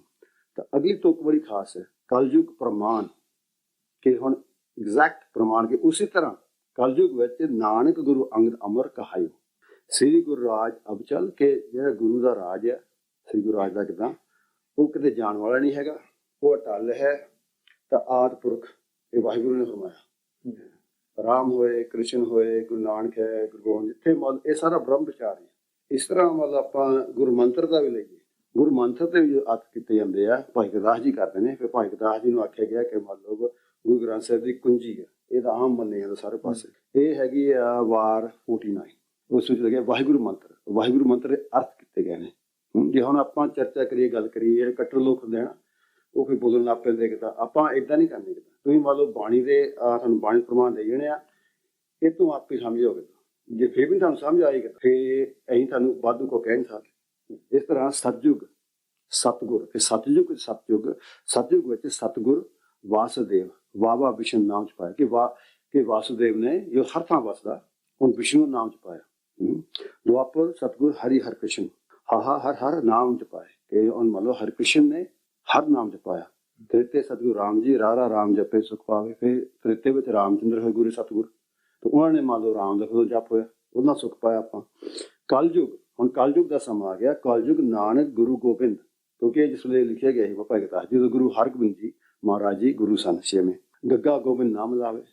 ਇਸ ਤਰ੍ਹਾਂ ਮੰਨ ਲਓ ਚਾਰੇ ਜਗ੍ਹਾ ਚਾਰੇ ਜੋਗੇ ਪਛਾਇਨ ਵਿੱਚ ਜਾ ਸਮਾ ਕੇ ਚਾਰਾਂ ਜਗ੍ਹਾ ਤੋਂ ਰਾਮ ਤੋਂ, ਹਰੀ ਤੋਂ, ਗੋਬਿੰਦ ਤੋਂ, ਇਹ ਸਾਰੇ ਮੰਤਰਾਂ ਤੋਂ ਪਹਿਲਾ ਅਕਸ਼ ਲੈ ਕੇ ਚਾਰੇ ਅੱਖਰ ਇੱਕ ਕਰ ਵਾਹਿਗੁਰੂ ਜੋ ਜਪ ਮੰਤਰ ਜਪਾਵੇ। ਚਾਰੇ ਅੱਖਰ ਲੈ ਕੇ ਪਹਿਲੇ ਲੈ ਕੇ ਇਸ ਤਰ੍ਹਾਂ ਹੀ ਵਾਹਿਗੁਰੂ ਮੰਤਰ ਦੀ ਬੰਤਰ ਹੈ। ਕੰਸਟਰਕਟ ਵਾਹਿਗੁਰੂ ਮੰਤਰਾ ਹੀ ਮੰਨ ਲਓ ਇਸ ਤਰ੍ਹਾਂ ਇਹ ਵਿਸ਼ਨੂੰ ਦੇ ਨਾਮ ਤੋਂ ਹੈ। ਹੁਣ ਸਿੱਖੀ ਵਿੱਚ ਆਮ ਤੌਰ ਤੇ ਜਿਹੜੀ ਪਰੰਪਰਾ ਹਿੰਦੁਸਤਾਨ ਹੈਗੀ ਆ ਨਿਰਗੁਣ ਉਹ ਸਰਗੁਣ ਪੂਜਾ। ਆਪਣੇ ਹਿੰਦੂਆਂ ਵਿੱਚ ਨਿਰਗੁਣ ਭਗਤ ਵੀ ਹੈਗੇ ਆ ਜੋ ਕਿਸੇ ਮੂਰਤੀ ਨੂੰ ਨਹੀਂ ਮੰਨਦੇ, ਸਰਗੁਣ ਨੂੰ ਨਹੀਂ ਪੂਜਦੇ, ਨਿਰਗੁਣ ਪੂਜਦੇ ਨੇ। ਤਾਂ ਇਸ ਤਰ੍ਹਾਂ ਮਤਲਬ ਸਰਗੁਣ ਵੀ ਹੈਗੇ ਆ। ਵੈਸੇ ਗੁਰਬਾਣੀ ਵਿੱਚ ਸੁਖਮਨੀ ਸਾਹਿਬ ਲਿਖਿਆ ਨਿਰਗੁਣ ਸਰਗੁਣ ਪ੍ਰਭ ਆਪ। ਜੇ ਆਪਾਂ ਸਿੱਖਾਂ ਦੀ ਭਗਤਮਾਲਾ ਪੜ੍ਹੀਏ ਉਸ ਵਿੱਚ ਸਪਸ਼ਟ ਲਿਖਿਆ ਹੈ, ਇੱਕੋ ਇੱਕ ਸਿੱਖ ਮਤਲਬ ਸਵਾਲ ਕਰਦਾ ਗੁਰੂ ਅਰਜਨ ਦੇਵ ਨੂੰ ਕਿ ਮਹਾਰਾਜ ਪੰਡਿਤ ਲੋਕ ਤਾਂ ਇਸ ਤਰ੍ਹਾਂ ਕਹਿੰਦੇ ਨੇ ਕਿ ਤੁਸੀਂ ਜੇ ਏਦਾਂ ਨਾ ਪੂਜਾ ਕੀਤੀ ਤੁਸੀਂ ਮੰਨ ਲਓ ਗਾਂ ਤੋਂ ਤਰਨਾ ਨਹੀਂ ਹੈਗਾ, ਕਿ ਕਿਹੜੀ ਪੂਜਾ ਕਰੀਏ, ਸਰਗੁਣ ਕਰੀਏ ਜਾਂ ਹੀ ਕਰੀਏ ਮੰਨ ਲਓ ਨਿਰਗੁਣ। ਇਹ ਗ੍ਰੰਥ ਹੈਗਾ ਐਟਰੀਬਿਊਟ ਭਾਈ ਮਣੀ ਸਿੰਘ ਨੂੰ। ਭਾਈ ਮਣੀ ਸਿੰਘ ਦੇ ਵਿਚਾਰ ਹੈ। ਤਾਂ ਭਾਈ ਮਣੀ ਸਿੰਘ ਉੱਥੇ ਫਿਰ ਗੁਰੂ ਸਾਹਿਬ ਸਮਝਾਉਂਦੇ ਕਿ ਮੰਨ ਲਓ ਜਿੱਦਾਂ ਦੋ ਭਾਸ਼ਾ ਹੁੰਦੀਆਂ ਲਾਈਕ ਡਬਲ ਲੈਂਗੁਏਜ, ਇੱਕ ਭਾਸ਼ਾ ਮਤਲਬ ਹੈਗੀ ਹੈ ਸਰਗੁਣ ਦੀ, ਇੱਕ ਨਿਰਗੁਣ ਦੀ। ਜਿੱਥੇ ਵੀ ਤੁਹਾਡਾ ਦਿਲ ਲੱਗਦਾ ਕਿ ਹੁਣ ਜਿੱਦਾਂ ਤੁਸੀਂ ਰੱਬ ਤੱਕ ਪਹੁੰਚ ਸਕਦੇ ਪਹੁੰਚੋਗੇ, ਗੱਲ ਤਾਂ ਵੱਡੀ ਹੈ ਰੱਬ ਤੱਕ ਪਹੁੰਚਣ ਦੀ। ਇਹ ਨਹੀਂ ਕਿ ਮੈਂ ਰਾਮ ਜਪਾਂ, ਮੈਂ ਹਰੀ ਜਪਾਂ, ਮੈਂ ਗੋਬਿੰਦ ਜਾਂ ਵਾਹਿਗੁਰੂ ਜਪਾਂ। ਇਸ ਤਰ੍ਹਾਂ ਮੰਨ ਲਓ ਸਿੱਖੀ ਜੋ ਹੈ ਇਸਦੇ ਗੁਰੂ ਮੰਤਰ ਦੀ ਬੰਤਰ ਤੋਂ ਸਪਸ਼ਟ ਹੁੰਦਾ। ਬਾਕੀ ਜੋ ਮੰਨ ਲਓ ਪਹਿਲਾਂ ਆਖਿਆ ਗਿਆ ਕਿ ਮੰਨ ਲਓ ਸਤਿਯੁਗ ਤੇ ਮਾਨਿਓ ਬਾਵਨਤਾ ਰਾਮਤਾ ਕ੍ਰਿਸ਼ਨ ਸਾਰੇ ਇਹ ਤੋਂ ਸਾਫ਼ ਹੁੰਦਾ ਕਿ ਮੰਨ ਲਓ ਇਹ ਸਭੀ ਮੰਨ ਲਓ ਸਨਾਤਨ ਵਿਚਾਰਧਾਰਾ ਹੈ। ਤਾਂ ਇੱਥੇ ਮੈਂ ਥੋੜਾ ਦਵੇਣਾ ਕਿ ਇੱਥੋਂ ਹੁਣ ਸਿੱਕੇ ਇਤਰਾਜ਼ ਕਰਨਗੇ ਕਿਦਾਂ ਉਹ ਕਹਿੰਗੇ ਨਹੀਂ ਨਹੀਂ ਨਹੀਂ ਨਹੀਂ ਇਹ ਹਿੰਦੂ ਹੋ ਸਕਦੇ ਹੀ ਨਹੀਂ ਤੇ ਨਾ ਸਹੀ ਹਿੰਦੂ ਨਾ ਸਨਾਤਨ ਸਹੀ। ਹੁਣ ਫਿਰ ਉੱਥੋਂ ਅੱਗੋਂ ਮਤਲਬ ਉਹ ਇੱਕ ਸ਼ਬਦ ਯੂਜ਼ ਕਰਦੇ ਹੁੰਦੇ ਕਿ ਨਾ ਹਮ ਹਿੰਦੂ ਨਾ ਮੁਸਲਮਾਨ। ਇਹ ਸਾਰਿਆਂ ਨੂੰ ਪਤਾ ਕਿ ਇੱਕ ਹੀ ਉਹਨਾਂ ਕੋਈ ਸ਼ਾਸਤਰ ਹੈ ਇਹ ਆ ਸ਼ਾਸਤਰ ਮਾਰੋ ਪਰ ਉਹ ਵੀ ਮੰਨ ਲਓ ਆਊਟ ਆਫ ਕੰਟੈਕਸਟ ਹੈ ਸੰਦਰਭ ਉਹਦਾ ਹੈ ਨਹੀਂ ਮੰਨ ਲਓ। ਤਾਂ ਇਸ ਤਰ੍ਹਾਂ ਠੰਡੇ ਦਿਮਾਗ ਸੋਚੀਦਾ ਜਿਹੜਾ ਕੋਈ ਵਿਅਕਤੀ ਮੰਨ ਲਓ ਗੁੱਸੇ 'ਚ ਗੱਲ ਕਰੇ ਜਾਂ ਮੰਨ ਲਓ ਤੁਹਾਡੇ ਰੋਹ ਜਮਾਏ ਉਹ ਗਲਤ ਹੁੰਦਾ ਹੁੰਦਾ ਪਹਿਲਾਂ। ਜਿਸ ਤਰ੍ਹਾਂ ਆਪਾਂ ਸ਼ਰਾਬੀ ਨਾਲ ਗੱਲ ਕਰਦੇ ਏਦਾਂ ਮੰਨ ਲਓ ਗੁੱਸੇ ਵਾਲੀ ਗੱਲ ਕਰਦੇ। ਇਹ ਸ਼ਬਦ ਹੈਗਾ ਭੈਰੋ ਮਹਿਲਾ ਪੇਜ ਪਹਿਲਾਂ ਲੱਗਦਾ ਇਹ ਪੇਜ ਨੰਬਰ 1136 ਵਿੱਚ ਹੈਗਾ। ਇਹ ਹੈਗਾ ਮੰਨ ਲਓ ਇਹ ਇੱਕ ਬੜੀ ਇੰਜੂਅਲ ਸ਼ਬਦ ਹੈ ਕਿ ਹੈ ਗੁਰੂ ਅਰਜਨ ਦੇਵ ਦਾ ਪਰ ਗੁਰੂ ਅਰਜਨ ਦੇਵ ਪ੍ਰਥਾਏ ਕਬੀਰ ਕਿਉਂਕਿ ਮੰਨ ਲਓ ਇਹ ਸ਼ੁਰੂ ਹੁੰਦਾ ਮਹਿਲਾ ਪੰਜਵਾਂ ਸਮਾਪਤ ਹੁੰਦਾ ਕਬੀਰ ਜੀ ਤੇ ਪ੍ਰਥਾਏ ਮਤਲਬ ਕਿ ਡੈਡੀਕੇਟਿਡ ਟੂ ਕਬੀਰ ਜੀ। ਤਾਂ ਉਹ ਹੁਣ ਥੋੜਾ ਪੜ੍ਹਨਾ ਇੱਥੋਂ ਫਿਰ ਸ਼ੰਕਾ ਨਿਕਲ ਜਾਏਗੀ ਕਿ ਮੰਨ ਲਓ ਕਿਹੜੀ ਗੱਲ ਕਰ ਰਹੇ ਨੇ ਵਰਤ ਨਾ ਰਹੂ ਨਾ ਮਰ ਰਮਦਾਨਾ ਕਿ ਮੈਂ ਨਾ ਵਰਤ ਮੰਨਦਾ ਹਿੰਦੂਆਂ ਦਾ ਨਾਮ ਹੈ ਰਮਦਾਨ ਜਾਂਦਾ ਤੇ ਸੇਵ ਜੋ ਰੱਖੇ ਨਾ ਦਾਨਾ ਮੈਂ ਉੱਥੇ ਅੰਤ ਤੱਕ ਉਹ ਸੇਵਦਾ ਜੋ ਮੈਂ ਅੰਤ ਵਿੱਚ ਰੱਖਦਾ ਉਹਨੂੰ ਮੈਂ ਸੇਵਦਾ। ਇਹ ਗੁਸਾਈ ਅੱਲੋ ਮੇਰਾ ਇੱਥੇ ਹੁਣ ਦੋ ਮਲ ਗੁਸਾਈ ਹਿੰਦੂਆਂ ਦਾ ਮੁਸਲਮਾਨ ਦਾ ਇਕਰਾਰ ਕਿਉਂਕਿ ਬ੍ਰਹਮ ਤਾਂ ਇੱਕ ਆ ਸਭ ਗੋਬਿੰਦ ਹੈ ਸਭ ਗੋਬਿੰਦ ਹੈ ਗੋਬਿੰਦ ਅਵਰ ਨਾ ਕੋਈ। ਜਿਹੜੀ ਬ੍ਰਹਮ ਦੀ ਵਿਚਾਰ ਹਿੰਦੁਸਤਾਨ ਵਿੱਚ ਆ ਉਹ ਹੈਗੀ ਕਿ ਬ੍ਰਹਮ ਹੈਗਾ ਇਨਫਿਨਿਟ ਉਹਦੇ ਕੋਈ ਸੀਮਾ ਨਹੀਂ ਹੈਗੀ। ਆਪ ਆਪਣੀ ਬੁੱਧੇ ਦਿੱਤੀ ਬ੍ਰਹਮ ਪਿੰਨ ਤੋਂ ਹੈ ਦਿੱਤੀ ਜਿੱਦਾਂ ਲੋਕਾਂ ਨੂੰ ਸਮਝਿਆ ਸੰਸਾਰ ਵਿੱਚ ਉਹ ਉਸ ਤਰ੍ਹਾਂ ਉਹ ਬ੍ਰਹਮ ਨੂੰ ਸਮਝਦੇ ਆ। ਈਸਾਈ ਤਰ੍ਹਾਂ ਕਹਿੰਦੇ ਮੁਸਲਮਾਨ ਏਦਾਂ ਕਹਿੰਦੇ ਆ ਉਹ ਐਬੋਰੀਜਿਨੀ ਸਿੱਧਾ ਕਹਿੰਦੇ ਆ। ਉਹ ਬ੍ਰਹਮ ਦੀ ਕੋਈ ਸੀਮਾ ਨਹੀਂ ਹੈਗੀ ਉਹ ਇਨਫਿਨਿਟ ਆ। ਔਰ ਬਹੁਤੇ ਧਰਮਾਂ ਵਿੱਚ ਬ੍ਰਹਮ ਨੂੰ ਸੀਮਤ ਕਰਨ ਦੀ ਕੋਸ਼ਿਸ਼ ਕਰਦੇ ਕਿ ਅੱਲਾ ਮਤਲਬ ਇੱਥੇ ਤੱਕ ਸੀਮਤ ਆ ਇੱਥੇ ਤੱਕ ਉਹ ਸੀਮਤ ਹੈ ਕਿ ਮੰਨ ਲਓ ਕ੍ਰਿਸ਼ਨ ਹੈ ਜਾਂ ਇਹ ਹਾਂ ਇਹਦਾ ਬ੍ਰਹਮ ਦੀ ਸੀਮਾ ਨਹੀਂ ਹੈ ਕਿ ਉਹਨੂੰ ਸੀਮਤ ਕਰਨਾ। ਸੋ ਇਸ ਤੇ ਉਹ ਅੱਗੇ ਇੱਕ ਗੁਸਾਈ ਅੱਲਾ ਮੇਰਾ ਹਿੰਦੂ ਤੁਰਕ ਦੋਹਾਂ ਨਵੇੜਾ ਮੈਂ ਦੋਹਾਂ ਨਵੇੜਤਾ ਹਮ ਹਜ ਕਾਬੇ ਜਾਓ ਨਾ ਤੀਰਥ ਪੂਜਾ ਮੈਂ ਨਾ ਕਾਬੇ ਜਾਂਦਾ ਨਾ ਮੈਂ ਮਤਲਬ ਤੀਰਥ ਕਹਿੰਦਾ ਇੱਕੋ ਸੇਵੀ ਅਵਰ ਨਾ ਦੂਜਾ। ਇਸ ਤਰ੍ਹਾਂ ਇਹ ਵਿਚਾਰ ਆਉਂਦੀ ਕਿੱਦਾਂ ਕਬੀਰ ਜੀ ਦੀ। ਤਾਂ ਇੱਥੋਂ ਅੱਗੇ ਚੱਲ ਕੇ ਪੂਜਾ ਨਮਾਜ਼ ਜਗਾਓ ਏਕ ਨਿਕਾਰ ਤੇ ਹਿਰਦੇ ਸਮਾ ਕਰਾਓ ਨਾ ਹਮ ਹਿੰਦੂ ਨਾ ਮੁਸਲਮਾਨ। ਇੱਥੋਂ ਗੱਲ ਆਉਂਦੀ ਹੈ ਕਿ ਨਾ ਹਮ ਹਿੰਦੂ ਨਾ ਹੁਣ ਜਿਹੜੇ ਕੱਟਰ ਹੁੰਦੇ ਲੋਕ ਹੁਣ ਇਹ ਤੁਕ ਲੈ ਰਹਿਣੀ ਜਾਂ ਵੀ ਗੱਲ ਨਾਲ ਬਾਣੀ ਲਿਖਿਆ ਵੀ ਨਾ ਹਮ ਹਿੰਦੂ ਨਾ ਮੁਸਲਮਾਨ। ਅੱਗੋਂ ਇਹ ਪੁੱਛਦੇ ਕਿ ਲੱਗਿਆ ਅੱਗੇ ਇਹ ਵੀ ਲਿਖਿਆ ਕਿ ਹਮ ਸਿੱਖ ਹੈ ਇਹ ਤਾਂ ਲਿਖਿਆ ਵੀ ਨਾ ਹਮ ਹਿੰਦੂ ਨਾ ਮੁਸਲਮਾਨ ਹਮ ਸਿੱਖ ਇਹ ਗੱਲ ਵੱਖਰੀ ਇਹ ਨਹੀਂ ਲਿਖਿਆ ਨਾ ਹਮ ਹਿੰਦੂ ਨਾ ਮੁਸਲਮਾਨ ਅੱਲਾ ਰਾਮ ਕੇ ਪਿੰਡ ਪ੍ਰਾਣ ਕੇ ਮੇਰਾ ਅੱਲਾ ਦਾ ਰਾਮ ਕਿਉਂਕਿ ਵਾਹਿਗੁਰੂ ਬ੍ਰਹਮ ਹੈ ਉਹਨੂੰ ਉਹਦਾ ਸਾਰਾ ਸਰੀਰ ਹੈਗਾ ਸਰੀਰ ਸਾਰਾ। ਕਹੋ ਕਬੀਰ ਇਹ ਕਿਆ ਬਖਾਨਾ ਗੁਰ ਪਿਰ ਮਿਲ ਖੁਦ ਕਸਮ ਪਛਾਣ ਕੇ ਕਬੀਰ ਜੀ ਆਹ ਮੈਂ ਕੀ ਗੱਲ ਇਹ ਜਾ ਕੇ ਤੂੰ ਆਪਣੇ ਗੁਰੂਆਂ ਨੂੰ ਪੁੱਛੋ ਗੁਰੂ ਹੁੰਦੇ ਹਿੰਦੂ ਗੁਰੂ ਪੀਰਾਂ ਨੂੰ ਪੁੱਛੋ ਕਿਉਂਕਿ ਗੁਰਬਾਣੀ ਵਿੱਚ ਜਿੱਥੇ ਮੰਨ ਲਓ ਹਿੰਦੂ ਭਗਤ ਨੇ ਜਿੱਥੇ ਮੰਨ ਗੁਰੂ ਸਾਹਿਬ ਨੇ ਉੱਥੇ ਕਬੀਰ ਜੀ ਵੀ ਹੈਗੇ ਨੇ ਆਪਣੇ ਹੱਥੇ ਬਾਬਾ ਸ਼ੇਖ ਵੀ ਹੈਗੇ ਨੇ ਕਿੱਦਾਂ ਤਾਂ ਉਹ ਵੀ ਉਹਨਾਂ ਨੂੰ ਮੰਨੇ ਕਿ ਉਹ ਵੀ ਬ੍ਰਹਮ ਗਿਆਨੀ ਆਪਾਂ ਮੱਥਾ ਟੇਕਦੇ ਨੇ ਆਪਾਂ ਕਿਉਂ ਟੇਕਦੇ ਨੇ। ਇੱਥੋਂ ਫਿਰ ਇਹ ਮੰਨ ਲਓ ਸ਼ਬਦ ਅਰਥ ਕੱਢਣ ਵਾਸਤੇ ਸਮਝਣ ਵਾਸਤੇ ਇੱਥੇ ਨਾਮਦੇਵ ਲੈਣੀ ਪੈਂਦੀ ਬਾਣੀ। ਨਾਮਦੇਵ ਜਦ ਕੇ ਹਿੰਦੂ ਅੰਨਾ ਤੁਰਕ ਕਾਣਾ ਇੱਥੇ ਉਹ ਹਿੰਦੂਆਂ ਨਿੰਦ ਨਹੀਂ ਰਿਹਾ ਕਿਤਾ ਨਾਮਦੇਵ ਜੀ। ਨਾਮਦੇਵ ਸੀਗਾ ਭਗਤ ਉਹ ਹਿੰਦੂ ਭਗਤ ਸੀਗਾ ਔਰ ਸੀਗਾ ਮਹਾਰਾਸ਼ਟਰ ਦਾ ਉਹ ਹਿੰਦੂ ਵੈਸੇ ਬਾਣੀ ਵਿੱਚ ਆਪਣੇ ਹਿੰਦੂ ਨਾਮਾ ਹਿੰਦੂ ਵੀ ਉਹ ਆਪਣਾ ਕਹਿੰਦਾ ਹਿੰਦੂ ਅੰਨਾ ਤੁਰਕ ਕਾਣਾ ਕੇ ਉਹ ਹਿੰਦੂ ਜੋ ਮੰਨ ਲਓ ਸਿਰਫ ਆਪਣੇ ਇਸ਼ਟ ਨੂੰ ਦੇਖਦਾ ਤਾਂ ਬਾਕੀ ਨੂੰ ਸਾਰੇ ਨਿੰਦਦਾ ਕਿੱਦਾਂ ਦੇ ਹੋਏ ਨੇ ਕਿਤਾ। ਉਹ ਤੁਰਕ ਜੋ ਉਹਦੀ ਅੱਖ ਵਾਖਿਆ ਕਾਣਾ ਉਹ ਇਹ ਤੁਰਕ ਜੋ ਆਪਣੇ ਮਤਲਬ ਮੱਧ ਵਿੱਚ ਰੱਬ ਦੇਖਦਾ ਉਹ ਹੋਰਾਂ ਨੂੰ ਦੇਖਦਾ ਨਹੀਂ ਕਿਤਾ ਉਹ ਵੀ ਕਾਣਾ ਕਿਤਾ। ਇਸ ਦੇ ਨਾਮ ਦੇ ਵਿਚਾਰ ਕਿ ਹਿੰਦੂ ਅੰਨਾ ਤੁਰਕ ਕਾਣਾ ਦੋਹਾਂ ਦੇ ਗਿਆਨੀ ਸਿਆਣਾ ਦ ਵਾਈਜ਼ ਪਰਸਨ। ਗੁਰਬਾਣੀ ਜਿਹੜੀ ਜਿਤਨੀ ਵੀ ਬਾਣੀ ਹੈ ਇਹ ਸਾਰੇ ਜੋ ਵਾਈਜ਼ ਸਿਆਣੇ ਬੰਦੇ ਹਨ ਇਹ ਉਹਨਾਂ ਨਾਲ ਗੱਲ ਕਰ ਰਹੇ ਨੇ।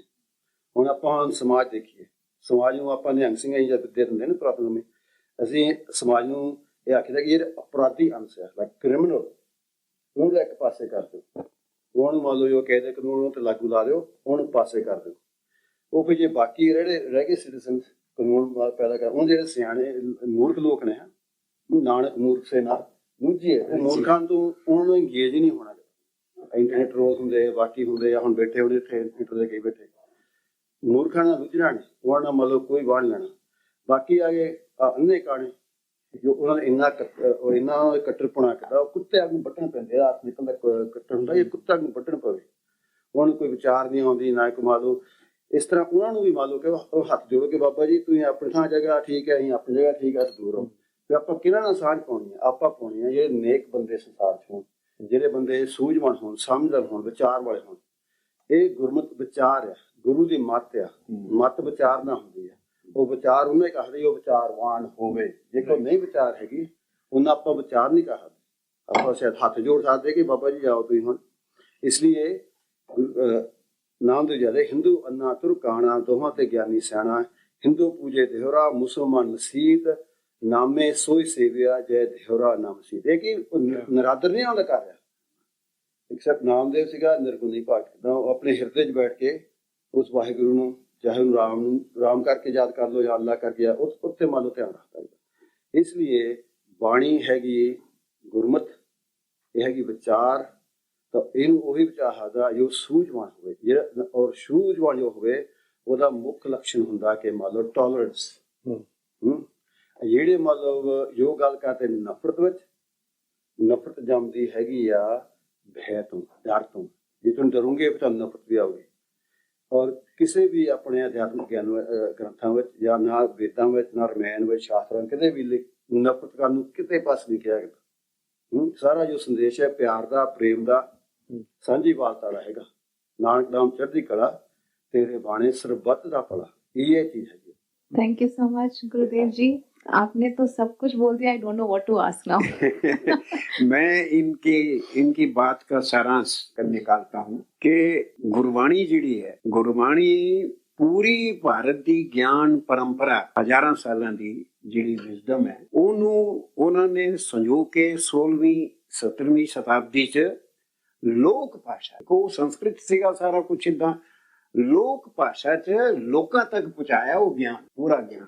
ਇਸ ਲਈ ਅਸੀਂ ਕਈ ਵਾਰੀ ਕਹਿੰਦੇ ਹਾਂ ਕਿ ਅਗਰ ਭਾਰਤ ਦੀ ਗਿਆਨ ਪਰੰਪਰਾ ਦੇ ਦੋ ਬ੍ਰੈਕਟ ਬਣਾਣੇ ਹੋਣ ਤੇ ਰਿਗਵੇਦ ਤੇ ਗੁਰੂ ਗ੍ਰੰਥ ਸਾਹਿਬ, ਇੱਧਰ ਸਭ ਤੋਂ ਅਰਵਾਚੀਨ, ਸਭ ਤੋਂ ਕੰਟੈਂਪਰੇਰੀ ਔਰ ਫਾਈਨਲ ਸਟੇਟਮੈਂਟ ਸਾਡੇ ਗਿਆਨ ਦੀ ਗੁਰੂ ਗ੍ਰੰਥ ਸਾਹਿਬ। ਜਿੱਦਾਂ ਰਿਗਵੇਦ ਵੀ ਆਪਣੇ ਜ਼ਮਾਨੇ ਦੇ ਜਿਹੜੇ ਸਿਆਣੇ ਲੋਕ ਸੀ ਉਹਨਾਂ ਨੂੰ ਰਿਸ਼ੀ ਕਹਿੰਦੇ ਸੀਗੇ, ਉਹਨਾਂ ਦੀਆਂ ਗੱਲਾਂ ਇਕੱਠੀਆਂ ਕਰਕੇ ਉਹਨਾਂ ਨੇ ਰਿਗਵੇਦ 10 ਮੰਡਲਾਂ 'ਚ ਔਰ ਛੰਦ ਵਿੱਚ ਛੰਦੋਬੱਧ ਐਸਾ 16ਵੀਂ ਸਾਈ ਗੁਰੂ ਅਰਜਨ ਦੇਵ ਦੀ ਮਹਾਨਤਾ ਜਿਹੜਾ ਅਸੀਂ ਟੀਚਰ ਲੋਕ ਜਿਹੜੇ ਆ ਉਹਨੂੰ ਜ਼ਿਆਦਾ ਸਮਝ ਆਏਗੀ ਕਿ ਅਸੀਂ ਵੀ ਅੱਜ ਕੋਈ ਕਿਤਾਬ ਲਿਖਣੀ ਹੋਵੇ ਨਾ 10-12 ਲੋਕਾਂ ਨੂੰ ਰਿਕੁਐਸਟ ਕਰਕੇ ਤੇ ਸਾਨੂੰ ਬੰਦੇ ਹੀ ਨਹੀਂ ਸੁਝਦੇ ਵੀ ਕਿਹੜਾ ਹੈ ਜਿਹੜਾ ਇਹ ਕੋਈ ਸੋਚਦਾ। ਗੁਰੂ ਅਰਜਨ ਦੇਵ ਉੱਥੇ ਛੋਟੀ ਜਗ੍ਹਾ ਬੈਠੇ, ਉਹਨਾਂ ਨੂੰ ਪੂਰਾ ਗਿਆਨ ਸੀ ਕਿ ਭਾਰਤ 'ਚ ਕਿਹੜੇ ਪੰਡਤ, ਕਿਹੜੇ ਪੋਇਟ, ਕਿਹੜੇ ਥਿੰਕਰ ਕਿੱਥੇ ਕਿੱਥੇ ਹੈਗੇ ਆ। ਉਹਨਾਂ ਦੇ ਵਿਚਾਰ ਇਕੱਠੇ ਕਰਕੇ, ਜਿਹਦਾ ਰਿਗਵੇਦ 'ਚ ਰਿਸ਼ੀਆਂ ਦੇ, ਇਹਨਾਂ ਨੇ ਉਸ ਜ਼ਮਾਨੇ ਦੇ ਸੋਚਣ ਵਾਲੇ ਲੋਕਾਂ ਦੇ ਵਿਚਾਰ ਇਕੱਠੇ ਕਰਕੇ ਗੁਰੂ ਅਰਜਨ ਦੇਵ ਜੀ ਨੇ ਇਹ ਸਾਰਾ ਸੰਗ੍ਰਹ ਗ੍ਰੰਥ ਬਣਾਉਣਾ ਸ਼ੁਰੂ ਕੀਤਾ। ਔਰ ਇਹ ਫਾਈਨਲ ਸਟੇਟਮੈਂਟ ਹੈ ਸੋ ਫਾਰ ਇੰਡੀਆ ਦੇ ਗਿਆਨ ਦੀ। ਤੇਰਾ ਸਰ ਨੇ, ਗੁਰੂ ਜੀ ਨੇ ਇੰਨਾ ਵਧੀਆ ਸਮਝਾਇਆ ਸਨਾਤਨ ਦਾ ਔਰ ਬ੍ਰਹਮ ਦਾ। ਇਹੀ ਸਮਝਣ ਵਾਲੀ ਗੱਲ ਹੈ ਕਿ ਸਾਡਾ ਜਿਹੜਾ ਥੋੜਾ ਇਹ ਜੋ ਸ਼ਾਹ ਹੁਸੈਨ ਹੈ ਉਹ ਵੀ ਕਹਿੰਦਾ ਹੈ, ਨਾਮ ਹੈ ਸਥਿਰ, ਨਾਮ ਹੈ ਮੁਸਾਫਿਰ, ਨਾਮ ਹੈ ਹਿੰਦੂ, ਨਾਮ ਹੈ ਮੁਸਲਮਾਨ, ਮੈਂ ਵਹੀ ਹਾਂ ਜੋ ਸਾ, ਮੈਂ ਉਹੀ ਹਾਂ ਜੋ ਸੀ। ਮੈਂ ਬੋਲੇ ਕੋਈ। ਔਰ ਇਹ ਗੱਲ ਜਿਹੜੀ ਹੈ ਕਿ ਇੱਕੋ ਨੂਰ ਤੋਂ ਸਭ ਉਪਜੇ, ਕੌਣ ਭਲੇ ਕੌਣ ਮੰਦੇ, ਇਹ ਗੁਰੂ ਗੋਰਖਨਾਥ ਦੀ ਬਾਣੀ 'ਚ ਵੀ ਆਉਂਦਾ, ਉਹਨਾਂ 'ਚ ਵੀ ਆਉਂਦਾ ਹੈਗਾ। ਤੇ ਬ੍ਰਹਮ ਜਿਹੜਾ ਹੈ ਉਹ ਜਿਵੇਂ ਇਹਨਾਂ ਨੇ ਕਿਹਾ ਕਿ ਇਨਫਾਈਨਾਈਟ ਹੈ, ਮਤਲਬ ਉਹ ਇਮਾਨੈਂਟ ਹੈ, ਅੰਦਰ ਹੈ। ਜਿਸ ਤਰ੍ਹਾਂ ਮੱਕੜੀ ਆਪਣਾ ਹੀ ਜਾਲਾ ਬਣਾਉਂਦੀ ਹੈ, ਉਹਦੇ 'ਚ ਹੀ ਹੁੰਦੀ ਹੈ ਨਾ, ਉਹਦੇ 'ਚ ਹੈ। ਤੇ ਜਿਹੜਾ ਦੂਜਾ ਮਾਡਲ ਹੈ ਗੋਡ ਦਾ, ਉਹ ਗੋਡ ਜਿਹੜਾ ਸ੍ਰਿਸ਼ਟੀ ਤੋਂ ਬਾਹਰ ਹੈ, ਉਹ ਸ੍ਰਿਸ਼ਟੀ ਨੂੰ ਬਣਾਉਂਦਾ ਔਰ ਉਹਨੂੰ ਦੇਖਦਾ ਕਿ ਵੀ ਇਹ ਠੀਕ ਠਾਕ ਚੱਲ ਰਹੀ ਕਿ ਨਹੀਂ, ਉਹ ਬਾਹਰ ਹੈ। ਪਰ ਬ੍ਰਹਮ ਜਿਹੜਾ ਇਨਫਾਈਨਾਈਟ ਔਰ ਇਮਾਨੈਂਟ ਹੈ। ਇਸ ਲਈ ਸਾਡੀ ਵਿਚਾਰ 'ਚ ਸਭ ਕੁਝ ਪੁੰਨ ਹੈ, ਸਭ ਸ਼ੁੱਧ ਹੈ, ਸਭ ਸੇਕਰੇਡ ਹੈ।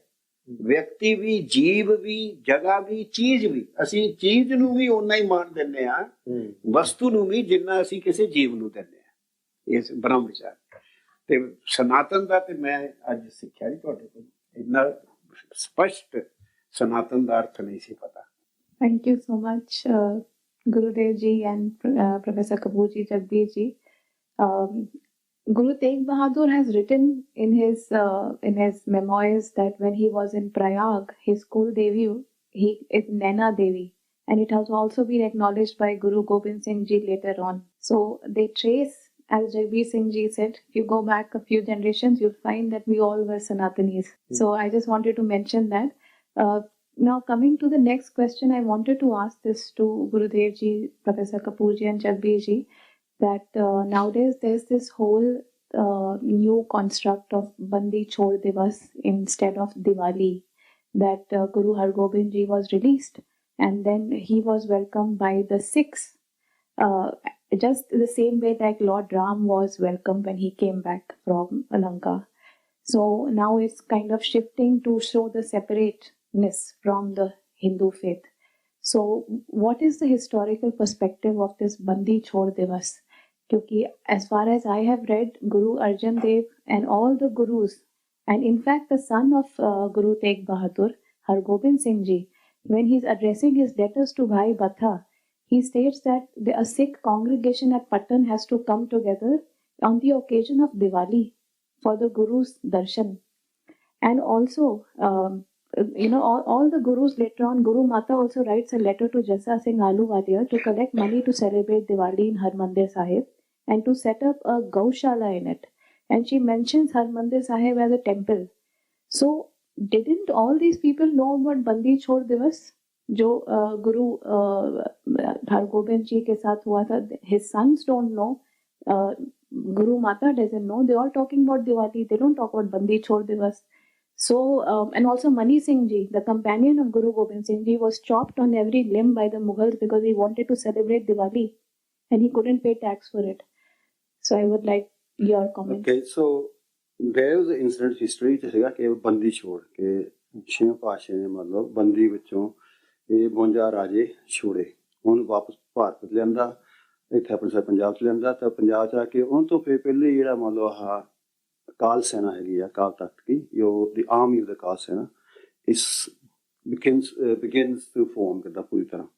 ਵੈਸੇ 1606 ਵਿੱਚ ਕਾਲ ਤਖਤ ਸਥਾਪਿਤ ਹੋਤਾ ਔਰ ਕਾਲ ਤਖਤ ਸਥਾਪਿਤ ਹੋਣ ਨਾਲ ਮਤਲਬ ਇਹ ਸ਼ਤਰੂਦੇਵ ਪਰੰਪਰਾ ਦੀ ਕੋਈ ਇੱਥੇ ਥੋੜਾ ਫਰਕ ਹੈ ਵਿਚਾਰ ਵਿੱਚ ਕਿ ਨਿਹੰਗ ਸਿੰਘ ਜਿਹੜੇ ਹੈਗੇ ਅਖਾੜੇ ਵਿੱਚ ਹੈਗੇ ਆ, ਗੁਰੂ ਨਾਨਕ ਦੇਵ ਸਭ ਕਲਾ ਭਰਪੂਰ ਸਨ। ਗੁਰੂ ਨਾਨਕ ਦੇਵ ਦਾ ਤੇਗਾ ਔਰ ਚੱਕਰ ਔਰ ਚਿਮਟਾ ਹੈ ਪਟਨੇ ਸਾਹਿਬ ਪਿਆ। ਬਾਦਸ਼ਾਹ ਸਾਹਿਬ ਗੁਰਦੁਆਰਾ ਵੀ ਹੈਗਾ ਜਿੱਥੇ ਗੁਰੂ ਸਾਹਿਬ ਦਾ ਬਾਦਸ਼ਾਹ ਪਿਆ, ਉਹ ਬੰਗਾਲ ਸੀਗਾ। ਇਸ ਦਾ ਜ਼ਿਕਰ ਆਉਂਦਾ ਮੰਨ ਲਓ ਆਪਣੇ ਗਿਆਨ ਸਿੰਘ, ਤਾਰਾ ਸਿੰਘ ਨਰੋਤਮ ਇਸ ਦਾ ਜ਼ਿਕਰ ਕਰਦੇ ਨੇ।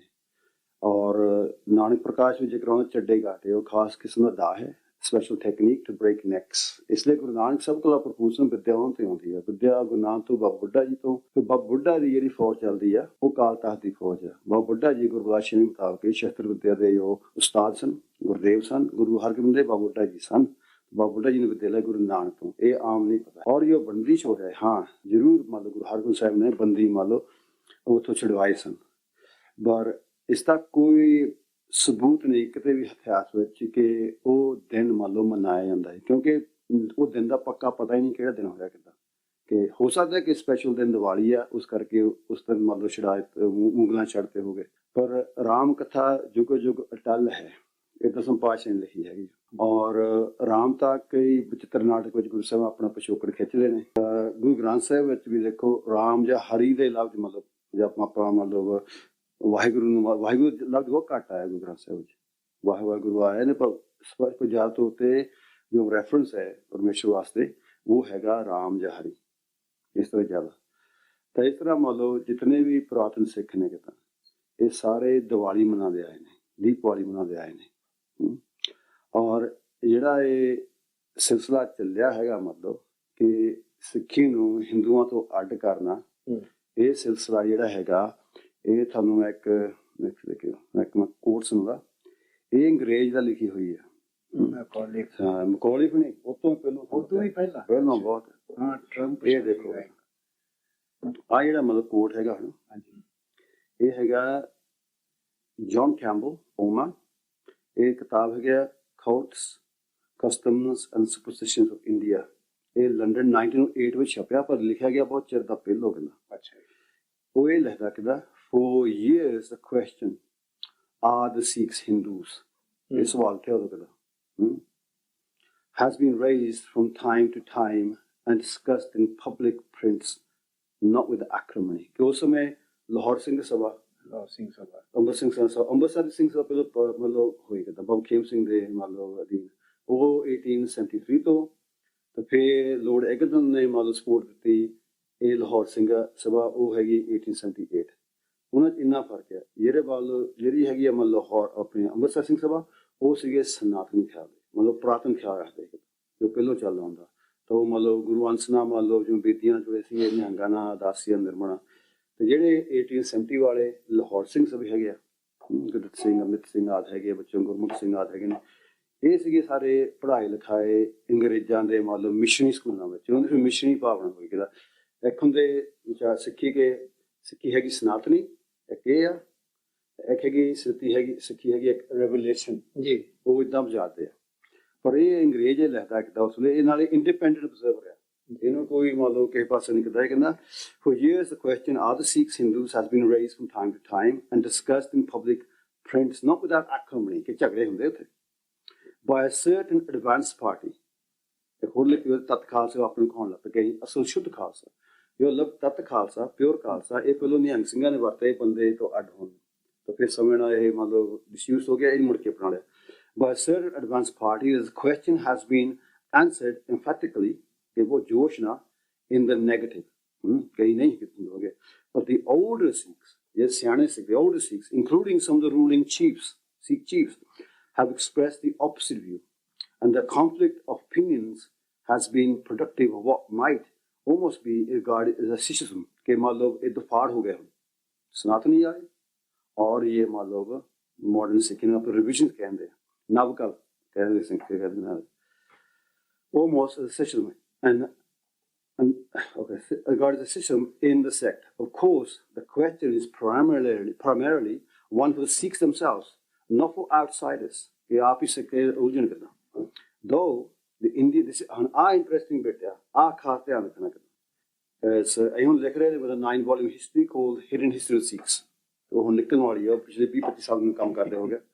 So in there it says, look, though the Indian government, with a view to creating a valuable recruiting ground for its army, has through its military officers and otherwise done what is possible to foster the growth of Sikhism as a distinct cult. British Army ka rahi hai. The idea underlying this policy is apparently that Sikhism, divorced from ordinary Hinduism and stimulated by its own martial traditions and its militant creed, would provide a special, distinct and numerous class of professional fighting men available for the Indian Army. That this state encouragement or stimulation has not been without results would appear from the increase in the number of Sikhs as recorded in the last census returns.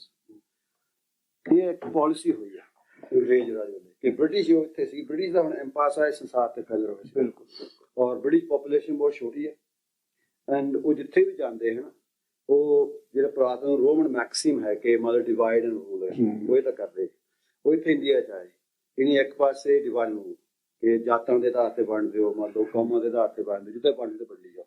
दूसरी है कि मान लो थोड़े मान लो जो इंटलैक्ट है ना, उन्हें करप्ट करना, इन्हीं आख्या कि असीं मान लो आह कि अंजुमनी सोसाइटी होए अपने पंजाब विच होए कि असीं मान लो पुरातन जो टेक्स्ट महाभारत रामायण सारे टेक्स्ट इन्हूं ट्रांसलेट करके है ना सारी जनता नूं पेश करांगे, पर ट्रांसलेशन मान लो शुद्ध रूप च सीगे वो इस तरह मतलब कीते गए ही, जिवें सूर्य प्रकाश लिखाता कि टोपी वाले सिख होणगे अंग्रेज होणगे तां गुरु साहिब ने मतलब गुरु तेग बहादुर ने मतलब कहा कि वो मेरे सिखां नाल रल के गुरिंद राज करोगे। सो दे करप्टेड द टेक्स्ट ते थोड़ी इंटलैक्ट भी करप्ट होण लग पे किदां जे जिथे जे कोई खूबी सी कोई वधिया गल सीगी शास्त्र जो मान लो कोई साइंस की गल जो होवे किदां ਉਹ ਆਪਣੇ ਨਾਲ ਜੁੜੀ ਗਏ ਕਿ ਅਸੀਂ ਮਤਲਬ ਇਨਵੈਂਟ ਕੀਤੀ ਸਾਡੇ ਨਾਲ, ਇਹਨਾਂ ਹਿੰਦੁਸਤਾਨ ਨੂੰ ਕੁਛ ਨਹੀਂ ਜਾਣਗੇ ਉਹਨੂੰ ਬਣਾਇਆ।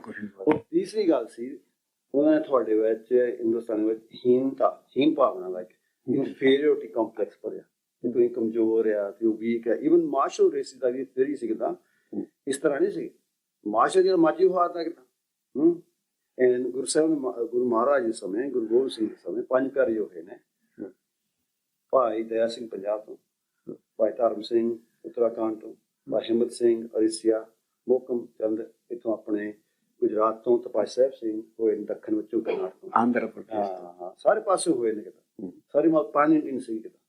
ਸੂਰਬੀਰ ਜਾਂ ਮਾਝੀ ਬਣ ਸਕਦਾ, ਬ੍ਰਹਮ ਗਿਆਨੀ ਜਿਹੜਾ ਮਾਝੀ ਬਣ ਸਕਦਾ, ਘਟੀਆ ਬੰਦਾ ਜਿਹੜਾ ਮਾਝੀ ਬਣ ਸਕਦਾ, ਇਹ ਕੋਈ ਨਹੀਂ ਹੈਗੀ। ਕਿਉਂਕਿ ਜਾਤ ਪਾਤ ਜਿਹੜੀ ਆਪਣੀ ਹੈਗੀ ਇਹਦਾ ਖਿਆਸਤ ਵੀ ਹੈ ਕਿਤਾ। ਜੇ ਆਪਾਂ ਭਗਵਦ ਨੂੰ ਪੜ੍ਹੋਗੇ, ਜੇ ਆਪਾਂ ਮੰਨ ਲਓ ਮਹਾਭਾਰਤ ਨੂੰ ਪੜ੍ਹੋਗੇ, ਉਹ ਖਿਆਸਤ ਇੰਨਾ ਮੰਨ ਲਓ established ਨਹੀਂ ਹੈਗਾ। It's not cement. You can change your caste and so on. You can have ਆਪਣੇ ਤਿੰਨੇ ਇੱਕ ਪਰਿਵਾਰ ਦੇ ਬੰਦੇ ਹੋਣ, ਇੱਕ ਦੀ ਮੰਨ ਲਓ ਵਿਚਾਰਧਾਰਾ ਕੋਈ ਛਤਰੀਆ ਹੋਵੇ, ਮੇਰੀ ਕੋਈ ਬ੍ਰਹਮਚਾਰੀ ਹੋਵੇ, ਇਹਦੀ ਕੋਈ ਮੰਨ ਲਓ ਕੰਮ ਕੁਮ ਦੀ ਹੋਵੇ, ਵੈਸ਼ ਹੋਵੇ। So it's very fluid life. And when the Muslims came, ਜੇ ਮੁਸਲਮਾਨ ਆ ਗਏ ਤਾਂ ਜਿਹੜੀ ਉੱਪਰ ਮੰਨ ਲਓ ਐਲੀਵੇਸ਼ਨ ਸੋਸਾਇਟੀ ਵਿੱਚ ਸੀ, ਉਹ ਮੁਸਲਮਾਨ ਜਾਣ ਲੱਗ ਪਏ। ਉਸ ਵੇਲੇ ਥੋੜੀ ਸਟ੍ਰਿਕਟ ਹੋ ਗਏ ਕਾਸਟ ਸਿਸਟਮ, ਪਰ ਹਜੇ ਵੀ ਇੰਨੀ ਸਟ੍ਰਿਕਟ ਨਹੀਂ ਸੀ। When the British came, they locked everything down. So the British divide and rule. The British is called cripple your intellect, and they made you feel inferior and so on. So ਜਿਹੜੇ ਸਿੱਖ ਨੇ ਨਾ, ਜਿਹੜੇ ਆਪਣੇ ਆਪ ਨੂੰ ਹੁਣ ਸਮਝ ਕੇ ਇਹ ਸਾਡਾ ਠੀਕ ਹੈ, ਤੁਸੀਂ ਨਿਆਰੇ ਤਾਂ ਸਾਰੇ ਹੈਗੇ ਤਾਂ ਹੁਣ 5 ਬੰਦੇ ਘਰ ਦੇ ਹੁਣ ਉਹਨਾਂ ਨੂੰ ਨਿਆਰਾ ਪੰਥ ਦਾ ਆਪਣੇ ਹੁੰਦਾ, ਆਪਣੇ ਨਹੀਂ ਹੁੰਦੇ। We can have this distinction. There's nothing wrong with that. And ਸਿੱਖੀ ਹੈ ਨਿਆਰੀ ਕਿਤਾ, ਪਰ ਇੰਨੀ ਨਿਆਰੀ ਨਹੀਂ ਕਿ ਮੰਨ ਲਓ ਆਪਣਾ ਕੋਈ ਪਰਿਵਾਰ ਆਪਣੇ ਨਾਲ ਸੰਬੰਧ ਹੈ ਹੀ ਨਹੀਂ।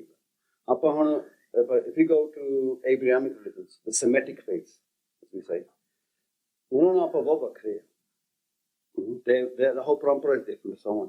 ਹਾਂ ਮਾਨ ਤੌਰ ਤੇ ਜਿੱਥੇ ਉਹ ਸਿਆਣਪ ਦੀ ਗੱਲ ਕਰਦੇ, ਯੂਨੀਵਰਸਲ ਵੈਲਿਊ ਹੈ ਕਿਦਾਂ, ਲਾਈਕ ਜਿਸ ਨੇ ਕਿ ਲਵ ਦਾ ਨੇਬਰ ਕਿਦਾਂ, ਉਹ ਤਾਂ ਆਪਾਂ ਵੀ ਮੰਨ ਸਕਦੇ ਹਾਂ ਲਵ ਦਾ ਨੇਬਰ ਕਿਦਾਂ।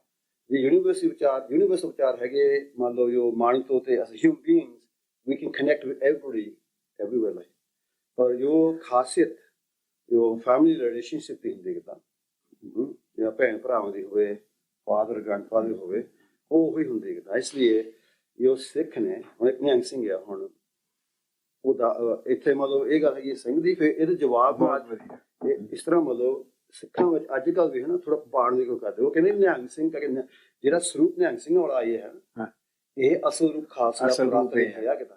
ਇਸ ਲਈ ਜਿੰਨੇ ਵੀ ਕੱਟਰਪੰਥੀ ਹੋ ਗਏ ਨਾ, ਤੁਹਾਨੂੰ ਖਾਲਸਾ ਨਹੀਂ ਮਿਲੀ, ਹੋਰ ਮਿਲ ਕਿਦਾਂ ਜਿੰਨੇ ਮਰਜ਼ੀ ਉਹਨੀ ਨਿਹੰਗ ਰੂਪ ਧਾਰਨਾ ਕਿਸੇ ਪਾਉ ਭਾਵੇਂ ਹੁਣ ਹੋਲੇ ਮੇ 50% ਹੀ ਨਾ 15% ਨਿਹੰਗ ਦੇ, ਬਾਕੀ ਉਦਾਂ ਹੀ ਬਣੇ ਹੁੰਦੇ। ਕਿਉਂਕਿ ਨਿਹੰਗਾਂ ਤੋਂ ਨਾਤਾ ਪੂਰੀ ਤਰ੍ਹਾਂ ਤੋੜ ਨਹੀਂ ਸਕਦੇ। ਇਹ ਨਿਹੰਗ ਪਜੰਗ ਪੰਥ ਸੀਗਾ, ਖਾਲਸਾ ਦਾ ਸਰੂਪ ਹੈ ਨਿਹੰਗ ਸਿੰਘ। ਹਾਂ, ਔਰ ਜੇ ਤੁਸੀਂ ਮੰਨ ਲਓ ਹੁਣ ਜਾਓਗੇ ਹੈ ਨਾ, ਮੰਨ ਲਓ ਤੇ ਇੰਟਰਨੈਟ ਚਲ ਜਾਓ, ਉਹ ਆਖੋਗੇ ਜੀ ਨਿਰਮਲੇ ਅਦਾਸੀ ਸਨਾਤਨਤਾ ਪ੍ਰਚਾਰ ਕਰਦੇ, ਇਹ ਨਿਹੰਗ ਸਿੰਘ ਨਹੀਂ ਕੋਈ ਗੱਲ ਤੇ ਸਨਾਤਨ ਕਰਦੇ। ਪਰ ਇੱਥੋਂ ਮੰਨ ਲਓ ਜਿਸ ਵਨ ਮੋਰ ਕੋਟ ਪੰਜਾਬੀ ਚ ਆ, ਇਹ ਬਹੁਤੇ ਸੁਣਿਆ ਨਹੀਂ ਹੈਗਾ। ਇਹ ਨਿਹੰਗ ਸਿੰਘ ਆ, ਇਸ ਦਾ ਨਾਂ ਹੈਗਾ ਸੰਪੂਰਨ ਸਿੰਘ, ਉਹ ਆਪਣਾ ਸਨਾਤਨ ਕਹਾਉਂਦਾ। ਸੂਰਬੰਜਾ ਖਾਲਸਾ ਲਿਖਿਆ 1922 ਤੇ, ਜਿਸ ਵੇਲੇ ਨਿਹੰਗ ਸਿੰਘਾਂ ਤੇ ਹੈ ਨਾ ਮੰਨ ਲਓ ਜਿੰਨੇ ਵੀ ਤਖਤ ਸੀਗੇ ਸਾਰੇ ਪੰਜਾਬ ਦੇ ਕਿਦਾਂ, ਚਲੋ 4 ਤਖਤ ਹੁੰਦੇ, ਪੰਜਵਾਂ ਤਖਤ ਚੱਕਰਵਰਤੀ ਬੁੱਢਾ ਦਾ ਹੁੰਦਾ ਸੀ, ਇਹ ਪੰਜਵਾਂ ਤਖਤ ਪੋਲੀਟੀਕਲ ਗੇਮਸ ਵਾਸਤੇ ਹੁਣ ਐਸਜੀਪੀਸੀ ਨੇ 1960 ਦਾ ਬਣਾਇਆ ਕਿਦਾਂ।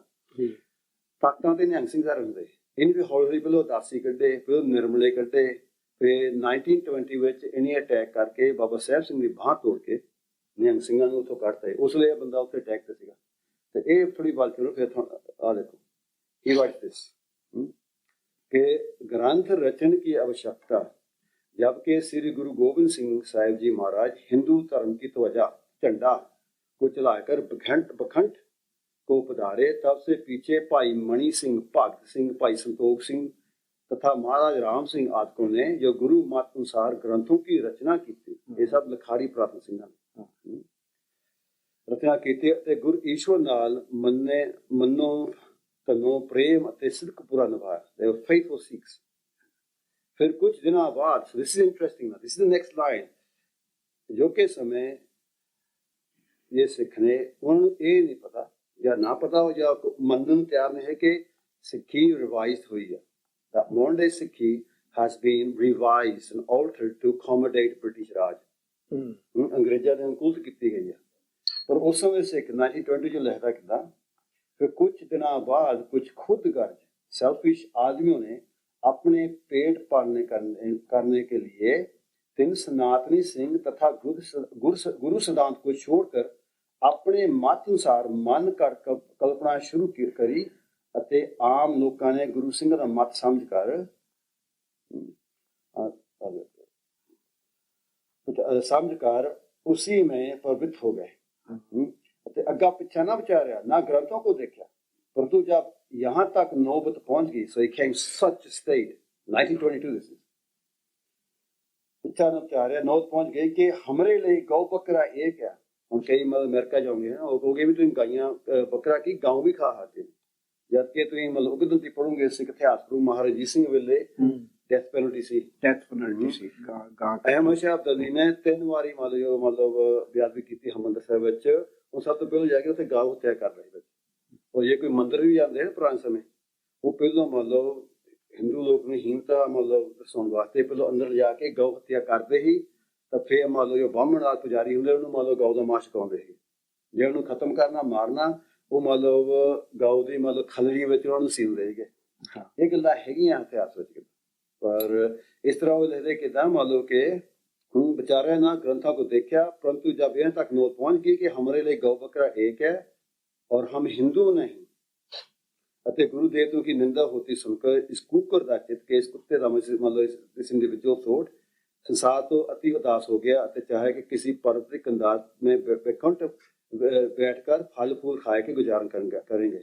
अब यहाँ रहना और इस अधर्म का सहना दुर्घट है, दुर्घटना है। So there's a lot of tension early last century, late 19th century। ਉਹ ਇਹ ਨਹੀਂ ਆਖ ਰਹੇ ਕਿ ਮੰਨ ਲਓ ਸਿੱਖੀ ਮੰਨ ਲਓ ਹੂਬਹੂ ਜਿੱਦਾਂ ਹੁਣ ਕਿ ਜਿੱਦਾਂ ਹਿੰਦੂ ਪਹਿਲੋਂ ਸੀ ਉਦਾਂ ਦੀ ਸਿੱਖੀ ਹੈਗੀ ਆ। ਇਹ ਹੁਣ ਇਹ ਭਾਈ ਵੀਰ ਸਿੰਘ ਦੇ ਮਤਲਬ ਭਾਈ ਸੂਰਜ ਪ੍ਰਕਾਸ਼ ਵਿੱਚ ਨੋਟ ਆਉਂਦਾ, ਭਾਈ ਵੀਰ ਸਿੰਘ ਵੀ ਆਖਦੇ ਕਿ ਇਦਾਂ ਮਤਲਬ ਕਿ ਜੇ ਆਪਾਂ ਕਹੀਏ ਕਿ ਆਪਾਂ ਬੁੱਤ ਪੁਜਾਰੀ ਹਿੰਦੂ ਆ, ਫੇਰ ਨਹੀਂ ਹੈਗੇ। ਜੇ ਕਹੀਂ ਆਪਾਂ ਆਰੀਆ, ਫੇਰ ਆਪਾਂ ਹਿੰਦੂ ਇਸ ਤਰ੍ਹਾਂ ਹੈਗੇ। ਬਟ ਭਾਈ ਵੀਰ ਸਿੰਘ ਦਾ ਇੱਕ ਸੈਸ਼ਨ ਕਰਨ ਨੂੰ ਤਿਆਰ ਸੀਗਾ, ਤਾਂ ਕਾਹਨ ਸਿੰਘ ਨਾਭਾ ਵੀ ਕਾਹਨ ਸਿੰਘ ਵੈਸੇ ਲਿਖੀ ਹਮ ਹਿੰਦੂ ਨਹੀਂ, ਉਹਦਾ ਇੱਕ ਵਿਚਾਰ ਇਹ ਸੀ ਕਿ ਇੱਕ ਸਮੇਂ ਸਿੱਖ ਫੌਜੀਆਂ ਨੇ ਇਨਕਾਰ ਕਰਤਾ ਸੀ ਕਿ ਅਸੀਂ ਮਤਲਬ ਅਫਗਾਨ ਤੋਂ ਬੋਰਡ ਦੇ ਬਾਹਰ ਨਹੀਂ ਜਾਣਾ ਵਿਦੇਸ਼ ਦੇ ਵਿੱਚ, ਤਾਂ ਉਹਨਾਂ ਬਾਹਰ ਜਾਣ ਵਾਸਤੇ ਸਿੱਖ ਮਤਲਬ ਇਹ ਦੱਸਿਆ ਬਜ਼ੁਰਗ ਨਿਹੰਗ ਸਿੰਘ ਦੱਸਦੇ ਨੇ, ਨਾਮ ਤਾਂ ਸੁਣੀ ਹੈ ਕਿ ਅੰਗਰੇਜ਼ਾਂ ਨੇ ਮਤਲਬ ਮਕੌਲਿਫ ਉਹਦਾ ਮਿੱਤਰ ਸੀ ਕਾਹਨ ਸਿੰਘ ਦਾ, ਉਹਨੂੰ ਕਿਹਾ ਤੂੰ ਏਦਾਂ ਹੀ ਗੱਲ ਗ੍ਰੰਥ ਲਿਖ ਕਿ ਸਿੱਖਾਂ ਦਾ ਵਹਿਮ ਟੁੱਟੇ ਕਿ ਸਿੱਖ ਨੂੰ ਜਾਣੇ, ਕਹਿੰਦੇ ਸਾਨੂੰ ਲੋੜ ਨਹੀਂ ਬਾਹਰ ਜਾਣੇ ਵਿਦੇਸ਼ ਦੇਸ਼ ਵਿੱਚ। ਉਹਨੇ ਲਿਖਿਆ ਵੀ ਹਮ ਹਿੰਦੂ ਨਹੀਂ, ਪਰ ਕਾਹਨ ਸਿੰਘ ਨੇ ਵੀ ਆਪਣੇ ਮਹਾਨ ਕੋਸ਼ ਵਿੱਚ ਜੇ ਹੈ ਨਾ ਮਤਲਬ ਉੱਥੇ ਅਰਥ ਹਿੰਦੁਸਤਾਨ ਦਾ ਕਰਦਾ, ਇੰਡੀਆ ਦਾ ਕਰਦਾ, ਉਹ ਰੱਖਦਾ ਕਿ ਸਾਰੇ ਜੋ ਹਿੰਦੁਸਤਾਨ ਰਹਿਣ ਵਾਲੇ ਉਹ ਹਿੰਦੂ ਹੀ ਹੈਗੇ। ਉਸ ਸਮੇਂ ਇੱਕ ਸੈਸ਼ਨ ਮੇਕ ਕਰਨ ਨੂੰ ਤਿਆਰ ਸੀ, ਤਾਂ ਕਾਹਨ ਸਿੰਘ ਹੋਏ, ਵੀਰ ਸਿੰਘ ਹੋਏ, ਵਿਦਵਾਨ ਸੀ, ਉਹ ਆਪਾਂ ਨਹੀਂ ਕਿਹਾ ਵਿਦਵਾਨ ਸੀਗੇ, ਪਰ ਵੀਰ ਸਿੰਘ ਵਰਗਿਆਂ ਨੇ ਵੀ ਮਤਲਬ ਪੰਥ ਪ੍ਰਕਾਸ਼ ਵਿੱਚੋਂ ਅਸਲ ਲਿਖਤ ਕੱਢ ਕੇ ਆਪਣੀ ਦਖਲ ਕੀਤੀ ਵਿੱਚ। ਚੰਡੀ ਦਾ ਪ੍ਰਸੰਗ ਕੱਢਤਾ ਜਿੱਥੇ ਲਿਖਿਆ ਹਿੰਦੂ ਲਿਖਿਆ, ਹੁਣ ਕਈ ਤਾਂ ਹੈਗੇ ਹਮ ਤੁਮ ਹਿੰਦੂ ਇੱਕ ਗੁਰ ਪਾਏ। ਉਹਦੇ ਜਵਾਬ ਦੇ ਚ बाबा खेम सिंह बेदी जो गुरु नानक देव जी के वंशज थे, उन्होंने कहा कि हम सनातनी सिख हैं। सनातनी सिख की टर्म जो है पहले बाबा खेम सिंह बेदी जी ने कान सिंह नाभा की इस किताब के जवाब में कि हम हिंदू नहीं है, तो इसका मतलब है कि उस समय जैसे उन्होंने बताया कि अंग्रेजों की ये साजिश थी कि सिखों को हिंदुओं से अलग करके दिखाया जाए। तो उन्होंने जैसे सारे इंसिडेंट्स बताए हैं, मुझे लगता है कि इसको विचारने की जरूरत है। ਇਹਦੇ ਚ ਨਾ ਇੱਕ ਹਿਸਟੋਰੀਕਲ ਕੰਟੈਕਸਟ ਜਿਹੜਾ ਸੀਗਾ ਨਾ ਜੀ ਉਸ ਵੇਲੇ ਦਾ 1849 ਚ ਐਂਗਲੋ ਸਿੱਖ ਵਾਰਸ ਹੋਈਆਂ ਜੀ, ਤੇ ਜਿੰਨੀ ਬਹਾਦਰੀ ਔਰ ਜਿੰਨਾ ਹਾਰਨ ਦਾ ਡਰ ਅੰਗਰੇਜ਼ਾਂ ਨੂੰ ਉਸ ਵੇਲੇ ਹੋਇਆ। ਉਸ ਵੇਲੇ ਜਨਰਲ ਸੀਗਾ ਜਿਹੜਾ ਨਪੋਲੀਅਨ ਨਾਲ ਵੀ ਲੜਿਆ ਸੀ, ਉਹਨੇ ਕਿਹਾ ਕਿ ਇਹ ਸੋਲਜਰ ਅਗਰ ਮੇਰੇ ਕੋਲ ਹੁੰਦੇ ਤੇ ਮੈਂ ਤਾਂ ਯੂਰਪ ਜਿੱਤ ਲੈਂਦਾ। ਜਿਸ ਵੇਲੇ ਉਸ ਲਈ ਉਹਨਾਂ ਨੇ ਫੈਸਲਾ ਕੀਤਾ ਕਿ ਇਸ ਕਮਿਊਨਿਟੀ ਨੂੰ ਅਸੀਂ ਆਪਣੇ ਨਾਲ ਲੈਣਾ। ਇੱਕ ਸਰ ਕੋ ਹੋਰ ਬਿਆਨ ਹੋਇਆ, ਮੈਂ ਪਬਲਿਸ਼ ਕੀਤਾ ਨਹੀਂ ਕਰਦਾ 18 ਮੰਨ ਲਓ ਉਹ 56 ਦਾ, ਉਹ ਲਿਖਿਆ ਕਿ how can we must implement the policies we implemented on the Highlanders। ਜਿਹੜਾ ਹਾਈਲੈਂਡ ਨੂੰ ਹੈ ਮੰਨ ਲਓ ਨਹੀਂ ਪਾਸਿਫਾਈ ਕਰਕੇ ਆਪਣੀ ਫੌਜ ਲਾ ਲਿਆ, ਉਹ ਲਿਖਦਾ ਅੰਗਰੇਜ਼ ਕਿ ਇਸ ਤਰ੍ਹਾਂ ਮੰਨ ਲਓ ਸਿੱਖਾਂ ਨੂੰ ਹੈ ਨਾ ਉਹ ਹਾਈਲੈਂਡ ਪਾਲਿਸੀ ਨਾਲ ਜੋ 150 years ਪਹਿਲਾਂ ਵਰਤੀ ਹੈ ਤਾਂ ਉਹ ਪਾਲਿਸੀ ਵਰਤ ਕੇ ਇਸ ਸਿੱਖਾਂ ਨੂੰ ਪਾਸਿਫਾਈ ਕਰਕੇ ਆਪਣੇ ਨਾਲ ਜੋੜਨਾ। ਕਿਉਂਕਿ ਉਦੋਂ ਤੱਕ ਪੰਥ ਪ੍ਰਕਾਸ਼ ਲਿਖਿਆ ਕਿ ਤੁਰਕੋ ਗਾਲਨ ਹਿੰਦੂ ਕੋ ਪਾਲਨ ਪਿਓ ਖਾਲਸਾ ਇਸੇ ਕਾਰਨ। ਹੁਣ ਭਾਈ ਦੇਸਾ ਸਿੰਘ ਰਹਿਣਾ ਪੜ੍ਹ ਲਓ, ਫਿਰ ਗਾਓ ਬ੍ਰਾਹਮਣ ਕੀ ਰੱਖੇ ਲਈ ਲਿਖਿਆ ਸਰ। ਆਮ ਤੌਰ ਤੇ ਰਵਾਇਤ ਸੀ ਕਿ ਨੌਰਥ ਇੰਡੀਆ ਵਿੱਚ, ਸਾਰੇ ਨੌਰਥ ਇੰਡੀਆ ਵਿੱਚ, ਕਿ ਜੋ ਸਭ ਤੋਂ ਮਤਲਬ ਯੋਗ ਮਤਲਬ ਸਭ ਤੋਂ ਐਲਡਰਸ ਸਨ ਜਿਹੜਾ ਸੀਗਾ ਹਿੰਦੂ ਉਹ ਨਿਹੰਗ ਸਿੰਘਾਂ ਨੂੰ ਦਿੰਦੇ ਸੀਗੇ ਨਾ, ਉਹ ਇਸ ਤਰ੍ਹਾਂ ਦਿੰਦੇ। ਹੁਣ ਅਸੀਂ ਵੀ, ਮੈਂ ਵੀ ਸਿਖਾਈ ਦੀ ਵਿਦਿਆ, ਹੁਣ ਮੈਂ ਇੱਥੇ ਦੁਨੀਆ ਸਿਖਾਦਾ, ਇੱਥੇ ਸਿਖਾਦਾ। ਮੇਰੇ ਕੋਲ ਅਸੀਂ ਸਿਖਾਈ ਦੀ ਵਿਦਿਆ ਇੱਥੇ, ਮੈਂ ਬੰਗਲੌਰ ਚਲ ਗਿਆ, ਗੋਆ ਚਲ ਗਿਆ, ਬੰਬੇ ਚਲ ਗਿਆ, ਜਿੱਥੇ ਮਰਜ਼ੀ ਮੈਂ ਜਾਵਾਂ, ਮੇਰੇ ਕੋਲ ਹਰ ਵਰਗ ਦੇ ਲੋਕ ਆਉਂਦੇ, ਜਾਂ ਤਾਂ ਹਿੰਦੂ ਆਉਂਦੇ, ਸਾਰੇ ਤਰ੍ਹਾਂ ਦੇ ਆਉਂਦੇ, ਜਿੱਦਾਂ ਪਹਿਲੋਂ ਗੁਰਸਹਿਮਤ ਆਉਂਦੇ। ਹੁਣ ਜਿਹੜੀ ਅੱਜ ਕੱਲ੍ਹ ਹੈ, ਜੇ ਕੋਈ ਸਿੱਖ, ਜੇ ਕੋਈ ਹਿੰਦੂ ਆ ਵੀ ਲਾਏ, ਜੁੜੀ ਵੀ ਸਿੱਖੀ ਨਾ ਜਾਵੇ, ਉਹਦੇ ਇਹ ਜੋ ਹੁੰਦਾ ਇਹਨੂੰ ਕਨਵਰਟ ਕਰ ਦਿਓ, ਇਹਨੂੰ ਮੰਨ ਲਓ ਇਹਦਾ ਸਿੱਖੀ ਸਰੂਪ ਦੇ ਦਿਓ, ਅੰਦਰੋਂ ਭਾਵੇਂ ਪੂਰਾ ਥੋਥਾ ਹੋਵੇਗਾ, ਅੰਦਰ ਕੋਈ ਬ੍ਰਹਮ ਵਿਚਾਰ ਤੋਂ ਹੋਵੇ ਨਾ। ਜਦਕਿ ਪੁਰਾਤਨ ਸਿੰਘ ਸੀ, ਉਹਨਾਂ ਦੀ ਵਿਚਾਰ ਸੀ ਪਰਾਬਾਦ ਪਰ ਨਿਸ਼ਚਾ ਰੱਖ ਕੇ, ਜੋ ਤੁਹਾਡੇ ਪ੍ਰਭਾਤ ਕਰਮ ਹੁੰਦੇ ਹਨ ਉਹ ਤੇ ਨਿਸ਼ਚਾ ਰੱਖੋ। ਪਰ ਇੱਕ ਸਮੇਂ ਸੀ ਕਿ ਨੌਰਥ ਇੰਡੀਆ ਵਿੱਚ ਸਾਰੇ ਮੰਨ ਲਓ ਇਹ ਸਮਝੇ ਕਿ ਖਾਲਸਾ ਜੋ ਹੈਗਾ ਹਿੰਦੂ ਕੇ ਪਾਲਣ ਵਾਸਤੇ ਹੈ, ਹਿੰਦੂ ਕੀ ਰੱਖਿਆ ਕਰਨ ਵਾਸਤੇ ਆ, ਤਾਂ ਇਸ ਨੂੰ ਆਪਾਂ ਪੁੱਤਰ ਦੇ ਗਏ। ਤਾਂ ਉਹਨਾਂ ਵਿੱਚ ਕੁਝ ਅੰਮ੍ਰਿਤਧਾਰੀ ਹੁੰਦੇ, ਕੁਝ ਨਹੀਂ ਵੀ ਹੁੰਦੇ ਸੀ, ਪਰ ਉਹ ਕੋਈ ਮਤਲਬ ਵਿਤਕਰਾ ਨਹੀਂ ਸੀਗਾ। ਉਹ ਏਦਾਂ ਨਹੀਂ ਸਮਝੇ ਕਿ ਹਾਂ ਵੀ ਹਿੰਦੂ ਸਿੱਖ, ਉਹ ਸਾਰੇ ਇੱਕੋ ਸੀਗੇ। when the British came, ਉਹਨੇ ਦੇਖਿਆ ਵੀ ਇਹ ਖਾਲਸਾ ਤਾਂ ਮਤਲਬ ਇਹਦਾ ਇੱਕ ਹੋਰ ਵੀ ਲਿਖ ਮਿਲਦੀ ਸਾਨੂੰ, if it wasn't for British Raj, Khalsa would be ruling over hundreds of millions। ਜੇ ਮਹਾਰਣਜੀਤ ਸਿੰਘ ਮੰਨ ਲਓ ਜੇ ਫੌਜਾਂ ਨਾ ਜਿੱਤ ਜਾਂਦੀਆਂ ਉਸ ਵੇਲੇ ਜੰਗ ਵਿੱਚ, ਤਾਂ ਮਹਾਰਣਜੀਤ ਸਿੰਘ ਦੀਆਂ ਫੌਜਾਂ ਨੇ ਮੰਨ ਲਓ ਬਨਾਰਸ ਤੱਕ ਤਾਂ ਜਾਂਦੇ ਲੱਗਣਾ, ਸਾਰਾ ਹਿੰਦੁਸਤਾਨ ਨੌਰਥ ਇੰਡੀਆ ਤੋਂ ਖਾਲਸਾ ਬਣ ਜਾਣਾ। ਪਰ ਹੁਣ ਇੱਥੇ ਤਾਂ ਹੁਣ ਕਈ ਖਾਲਸਾ ਨਹੀਂ, ਇਹ ਗੱਲ ਸੁਣਦੇ ਉਹ ਬੜੇ ਐਂ ਹੋ ਜਾਂਦੇ ਕਹਿੰਦਾ ਕਿ ਵੀ ਹਾਂ ਖਾਲਸੇ ਹੋਣਾ। ਮੈਂ ਕਿਹਾ ਤੁਹਾਡੇ ਵਰਗਾ ਖਾਲਸਾ ਨਹੀਂ ਹੈਗਾ, ਉਹ ਸਨਾਤਨ ਖਾਲਸਾ ਹੋਣਾ ਸੀਗਾ, ਸਨਾਤਨ ਗੁਰੂ ਇੱਕ ਇਹ ਮਤਲਬ ਇਹੀ ਮਤਲਬ ਸੰਪੂਰਨ ਸਿੰਘ ਸਪਸ਼ਟ ਲਿਖਦੇ ਨੇ, गुरु गोबिंद सिंह हिंदू था, उसका सनातन पुत्र खालसा भी हिंदू है। तो वो खालसा वो यही खालसा है जिसमें महारंजीत सिंह ने मतलब 85 मतलब किलो गोल्ड इतने मतलब विश्वनाथ मंदिर इसी तरह नैना देवी ने चढ़ाया। इसी तरह मतलब मान लो एक सुनहरी मस्जिद भी हैगी उत्थे मुसलमान दे उत्थे भी चढ़ाए थे। तो वो सारे ने सांझ रखता है क्योंकि नेक बंदे, चंगे बंदे, सूझवान समझदार बंदे ਸਾਰੇ ਪਾਸੇ ਪੂਜਨਾਇਕ ਹੁੰਦੇ ਆ। ਜਿੱਥੇ ਮਰਜ਼ੀ ਸਿਆਣਾ ਹੋਵੇ, ਜਿੱਥੇ ਮਰਜ਼ੀ ਚੱਲ ਜਾਓ ਸਿਆਣਾ ਹੀ ਹੁੰਦਾ। ਅੰਗਰੇਜ਼ਾਂ ਦੀ ਚਾਲ ਸੀ ਕਿ ਸਿੱਖ ਜਿਹੜੇ ਹਿੰਦੂ ਸੀ ਮੰਨ ਲਓ ਪੁਰਾਣ ਸਿੰਘ ਕਿ ਪਨੀਰੀ ਆ, ਨਾਲੇ ਇਹ ਮੰਨ ਲਓ ਇੱਕ ਫਲੋ ਸਿਸਟਮ ਸੀ। ਸਿੱਖੀ ਹੈਗੀ ਆ ਨਿਰਗੁਣ ਵਾਹਿਗੁਰੂ ਵਾਲੀ। ਇੱਕ ਸਮੇਂ ਸਾਰੀ ਪ੍ਰਕਰਮਾਂ ਵਿੱਚ ਦਰਬਾਰ ਸਾਹਿਬ ਦੇ ਪ੍ਰਕਰਮਾਂ ਵਿੱਚ ਮੂਰਤੀਆਂ ਹੁੰਦੀਆਂ ਸੀਗੀਆਂ।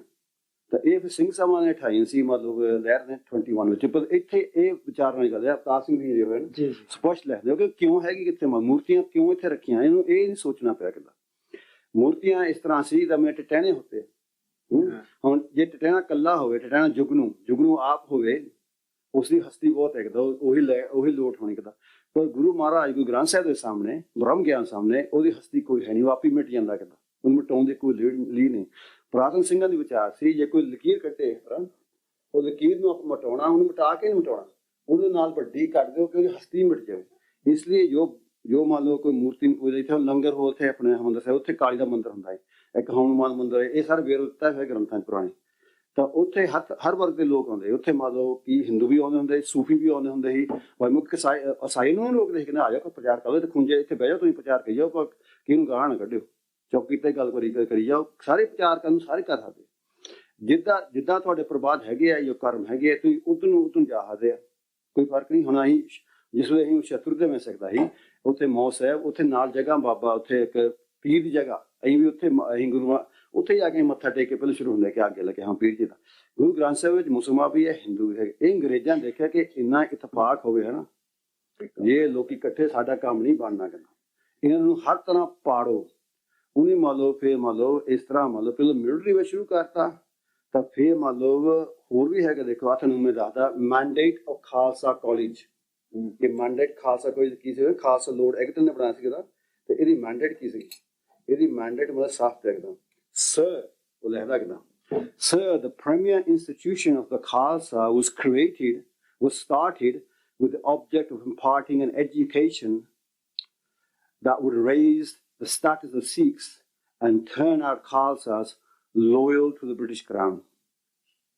Khalsa College ਇਸ ਲਈ ਬਣਿਆ ਹੈਗਾ, ਉਹ ਭਗਤ ਸਿੰਘ ਸ਼ਹੀਦ ਤਾਂ ਨਹੀਂ ਉੱਥੇ ਪੜ੍ਹਨ ਗਿਆ ਹੈਗਾ। ਇਸ ਤਰ੍ਹਾਂ ਮਤਲਬ ਅੰਗਰੇਜ਼ ਜਿਹੜੇ ਸੀਗੇ they were smart, ਕਿਉਂਕਿ they had a whole history studying the Roman Empire, ਕਿਉਂਕਿ ਸਭ ਤੋਂ ਵੱਡਾ ਰੋਮਨ ਐਂਪਾਇਰ ਹੈ ਉਸ ਵਿੱਚ 4000 ਸਾਲ ਰਾਜ ਕੀਤਾ ਉਹਨੇ। ਮੰਨ ਲਓ ਪਾੜ ਕੇ ਰਾਜ ਕੀਤਾ ਉਹਨੇ, ਹਰੇਕ ਨੂੰ ਕੀਤਾ। ਫਿਰ ਉਹਨੇ ਇੰਟੈਲੈਕਟ ਕਰਪਟ ਕਰਕੇ ਰਾਜ ਕੀਤਾ ਸਾਵਣ। ਜਿਹੜਾ ਖਾਲਸਾ ਹੈ ਨਾ ਮਤਲਬ ਹੈ ਜਹਾਂ ਤਾਂ ਖਾਲਸਾ ਹੀ ਸਾਹਿਬ ਤਾਂ ਰਸ਼ੀਆ ਰਹਿਤ ਤੇਗ ਥੇਗ ਫਤਿਹ। ਜਿਹੜਾ ਖਾਲਸੇ ਦਾ ਅਸਲ ਰਾਜ ਆ ਉਹ ਦਿਲਾਂ ਤੇ ਹੁੰਦਾ ਕਿਦਾਂ, ਮਨ ਤੇ ਹੁੰਦਾ ਕਿਦਾਂ, ਮਨ ਜੀਤ ਜਗ ਜੀਤ। ਉਹ ਮਤਲਬ ਪੋਲੀਟੀਕਲ ਰਾਜ ਨਹੀਂ ਹੁੰਦਾ ਕਿਦਾਂ। ਤਾਂ ਰਾਜਾ ਜੋ ਵੀ ਹੋਵੇ ਕਿਦਾਂ ਉਹ ਧਰਮੀ ਹੋਵੇ, ਤੇ ਹਮਾਰਾ ਰਈਸ ਹੋ ਕੌਮ ਹੀ ਬ੍ਰਹਮ ਉਹ ਧਰਮੀ ਹੋਵੇ, ਨੇਕ ਹੋਵੇ। ਤੇ ਇਹ ਵਿਚਾਰ ਹੈ ਗੁਰੂ ਸਾਹਿਬ ਦੇ। ਕਿਉਂਕਿ ਇਹ ਦੇਖੋ ਸ੍ਰੀ ਰਾਮਚੰਦਰ ਨੇ ਵੀ ਜਿਸ ਵੇਲੇ ਯੁੱਧ ਹੋਇਆ ਰਾਵਣ ਨਾਲ, ਵਿਭੀਸ਼ਣ ਜੋ ਉਹ ਵੀ ਰਾਖਸ਼ ਸੀ, ਵਿਭੀਸ਼ਣ ਵੀ ਸ੍ਰੀ ਰਾਵਣ ਦਾ ਮਤਲਬ ਛੋੜਾ ਭਰਾ ਸੀਗਾ। ਉਹ ਜਦੋਂ ਚਰਨਾਂ ਚ ਆਇਆ ਰਾਮ ਦੇ, ਉਹਨੂੰ ਨਾ ਦਿੱਤੀ ਕਿ ਤੂੰ ਤਾਂ ਰਾਖਸ਼ ਤੂੰ ਜਾ। ਵੈਸੇ ਉਹਦੇ ਸਹਾਰੇ ਉਹਨੇ ਜੰਗ ਜਿੱਤਿਆ। ਇਸ ਤੋਂ ਬਾਅਦ ਮਤਲਬ ਗੁਰੂ ਗੋਬਿੰਦ ਸਿੰਘ ਮਹਾਰਾਜ ਵੀ ਜਿਸ ਵੇਲੇ ਰੰਗਜ਼ੇਬ ਨਾਲ ਚੱਲ ਜੋ ਵੀ ਹੋਇਆ, ਬਾਅਦ ਵਿੱਚ ਉਹਨੂੰ ਮਿਲਣ ਦੀ ਕੋਸ਼ਿਸ਼ ਕੀਤੀ ਕਿ ਕੋਈ ਪੋਲੀਟੀਕਲ ਸੋਲੂਸ਼ਨ ਹੋਵੇ। ਕਿ ਗੁਰੂ ਸਾਹਿਬ ਮੰਨ ਲਓ ਜੋ ਕਾਜ ਅਮਿਲ ਤਰੀਕਾ ਹਾਲਤ ਸੰਬੰਧ ਕਿ ਕੋਈ ਨਾ ਚਾਰਾ ਹੋਵੇ, ਅਗਰ ਤੁਹਾਨੂੰ ਮਾਰਨ ਨੂੰ ਪਿਆ ਤਾਂ ਨਸ਼ਟ ਫਿਰ ਤੁਸੀਂ ਹਥਿਆਰ ਚੱਕਣੇ। ਪਰ ਜੇ ਆਪਾਂ ਡਿਪਲੋਮੇਸੀ ਨਾਲ ਗੱਲ ਕਰਦੇ ਕਰੋ ਤਾਂ ਬਾਅਦ ਵਿੱਚ ਬਹਾਦਰ ਸ਼ਾਹ ਦੀ ਹਿੰਮਤ ਵੀ ਕੀਤੀ ਥੋੜ੍ਹਾ ਜਿਹਾ, ਉਹਨੂੰ ਰਾਜ ਲੈ ਕੇ ਦਿੱਤਾ ਰੰਗੇ ਤੋਂ ਬਾਅਦ। ਪਰ ਜਦ ਬਹਾਦਰ ਸ਼ਾਹ ਵੀ ਮਤਲਬ ਪੂਰਾ ਉਤਰਿਆ ਕਿ ਉਹ ਸਾਹਿਬਜ਼ਾਦੇ ਨੂੰ ਮਤਲਬ ਜੋ ਮਤਲਬ ਅਤਿਆਚਾਰ ਹੋਏ ਪੰਜਾਬ ਵਿੱਚ ਸਾਹਿਬਜ਼ਾਦਿਆਂ ਤੇ, ਉਹਨੂੰ ਕੋਈ ਜਸਟਿਸ ਨਹੀਂ ਦਿੱਤੀ। ਤਾਂ ਫਿਰ ਤਾਂ ਹਥਿਆਰ ਚੁੱਕਣੇ ਪਏ। ਫਿਰ ਬੰਦਾ ਬਰਾਗੀ ਹੋਏ, ਬਾਬਾ ਬਨੋਦ ਸਿੰਘ ਆ, ਨਿਹੰਗ ਸਿੰਘ ਹੋਏ, ਫਿਰ ਅੱਗੇ ਹੋਏ। ਇਸ ਤਰ੍ਹਾਂ ਮੰਨ ਲਓ ਇੱਥੇ ਧਰਮ ਦੀ ਗੱਲ ਹੋ ਰਹੀ ਹੈ। ਤਾਂ ਅੰਗਰੇਜ਼ਾਂ ਦਾ ਕੋਈ ਧਰਮ ਨਹੀਂ ਸੀ ਉਸ ਸਮੇਂ। ਅੰਗਰੇਜ਼ ਸੀਗੇ ਬਸ ਪੈਸੇ ਇਕੱਠਣ ਕਰਨ। they just raped and they robbed। ਮੈਂ ਇੱਥੇ England the he, they raped and they robbed Africa, South America, ਜਿੱਥੇ ਵੀ ਜਾਣ, ਅਮਰੀਕਾ ਵੀ ਜਿੱਥੇ ਵੀ ਜਾਣ, ਉਹ ਲੁੱਟ ਮੁੱਟ ਕਰਨ ਆਉਂਦੇ। ਤਾਂ ਉਹਨੇ ਦੇਖਿਆ ਕਿ ਲੋਕਲ ਕਮਿਊਨਿਟੀਜ਼ ਇਹਨਾਂ ਨੂੰ ਪਾੜੀ ਜਾਓ, ਕਰੀ ਜਾਓ। ਪਰ ਅਫਸੋਸ ਇਹ ਗੱਲ ਹੈ ਕਿ ਅੱਜ ਕੱਲ੍ਹ ਜੋ ਸਿੱਖ ਨੇ ਹੁਣ ਇਹ ਨਹੀਂ ਸਮਝ ਆਏ ਕਿ ਇਹ ਮੰਨ ਲਓ ਜਿਹੜਾ ਦਫਾੜ ਪਾੜਾ ਕੀਤਾ ਨਾ, ਤੁਸੀਂ ਹਾਂ ਸਿੱਖਿਆ ਯੂਨੀਕਨੈਸ ਰੱਖੋ ਆਪਣੀ। ਹੁਣ ਆ ਸਾਡੀ ਯੂਨੀਕਨੈਸ ਜਿਹੜਾ ਮਤਲਬ ਸਿੱਖੀ ਦਾ ਰੂਪ ਹੈ ਨਾ, ਕੇਸਾਂ ਦਾ ਕਿੱਦਾਂ, ਇਹ ਆਪ ਤਾਂ ਵੇਦ ਜਾਣਦੇ ਨੇ। ਉੱਥੇ ਇੱਕ ਸ਼ਬਦ ਹੁੰਦਾ ਵੇਦਾਂ ਵਿੱਚ ਕੇਸਿੰਗ।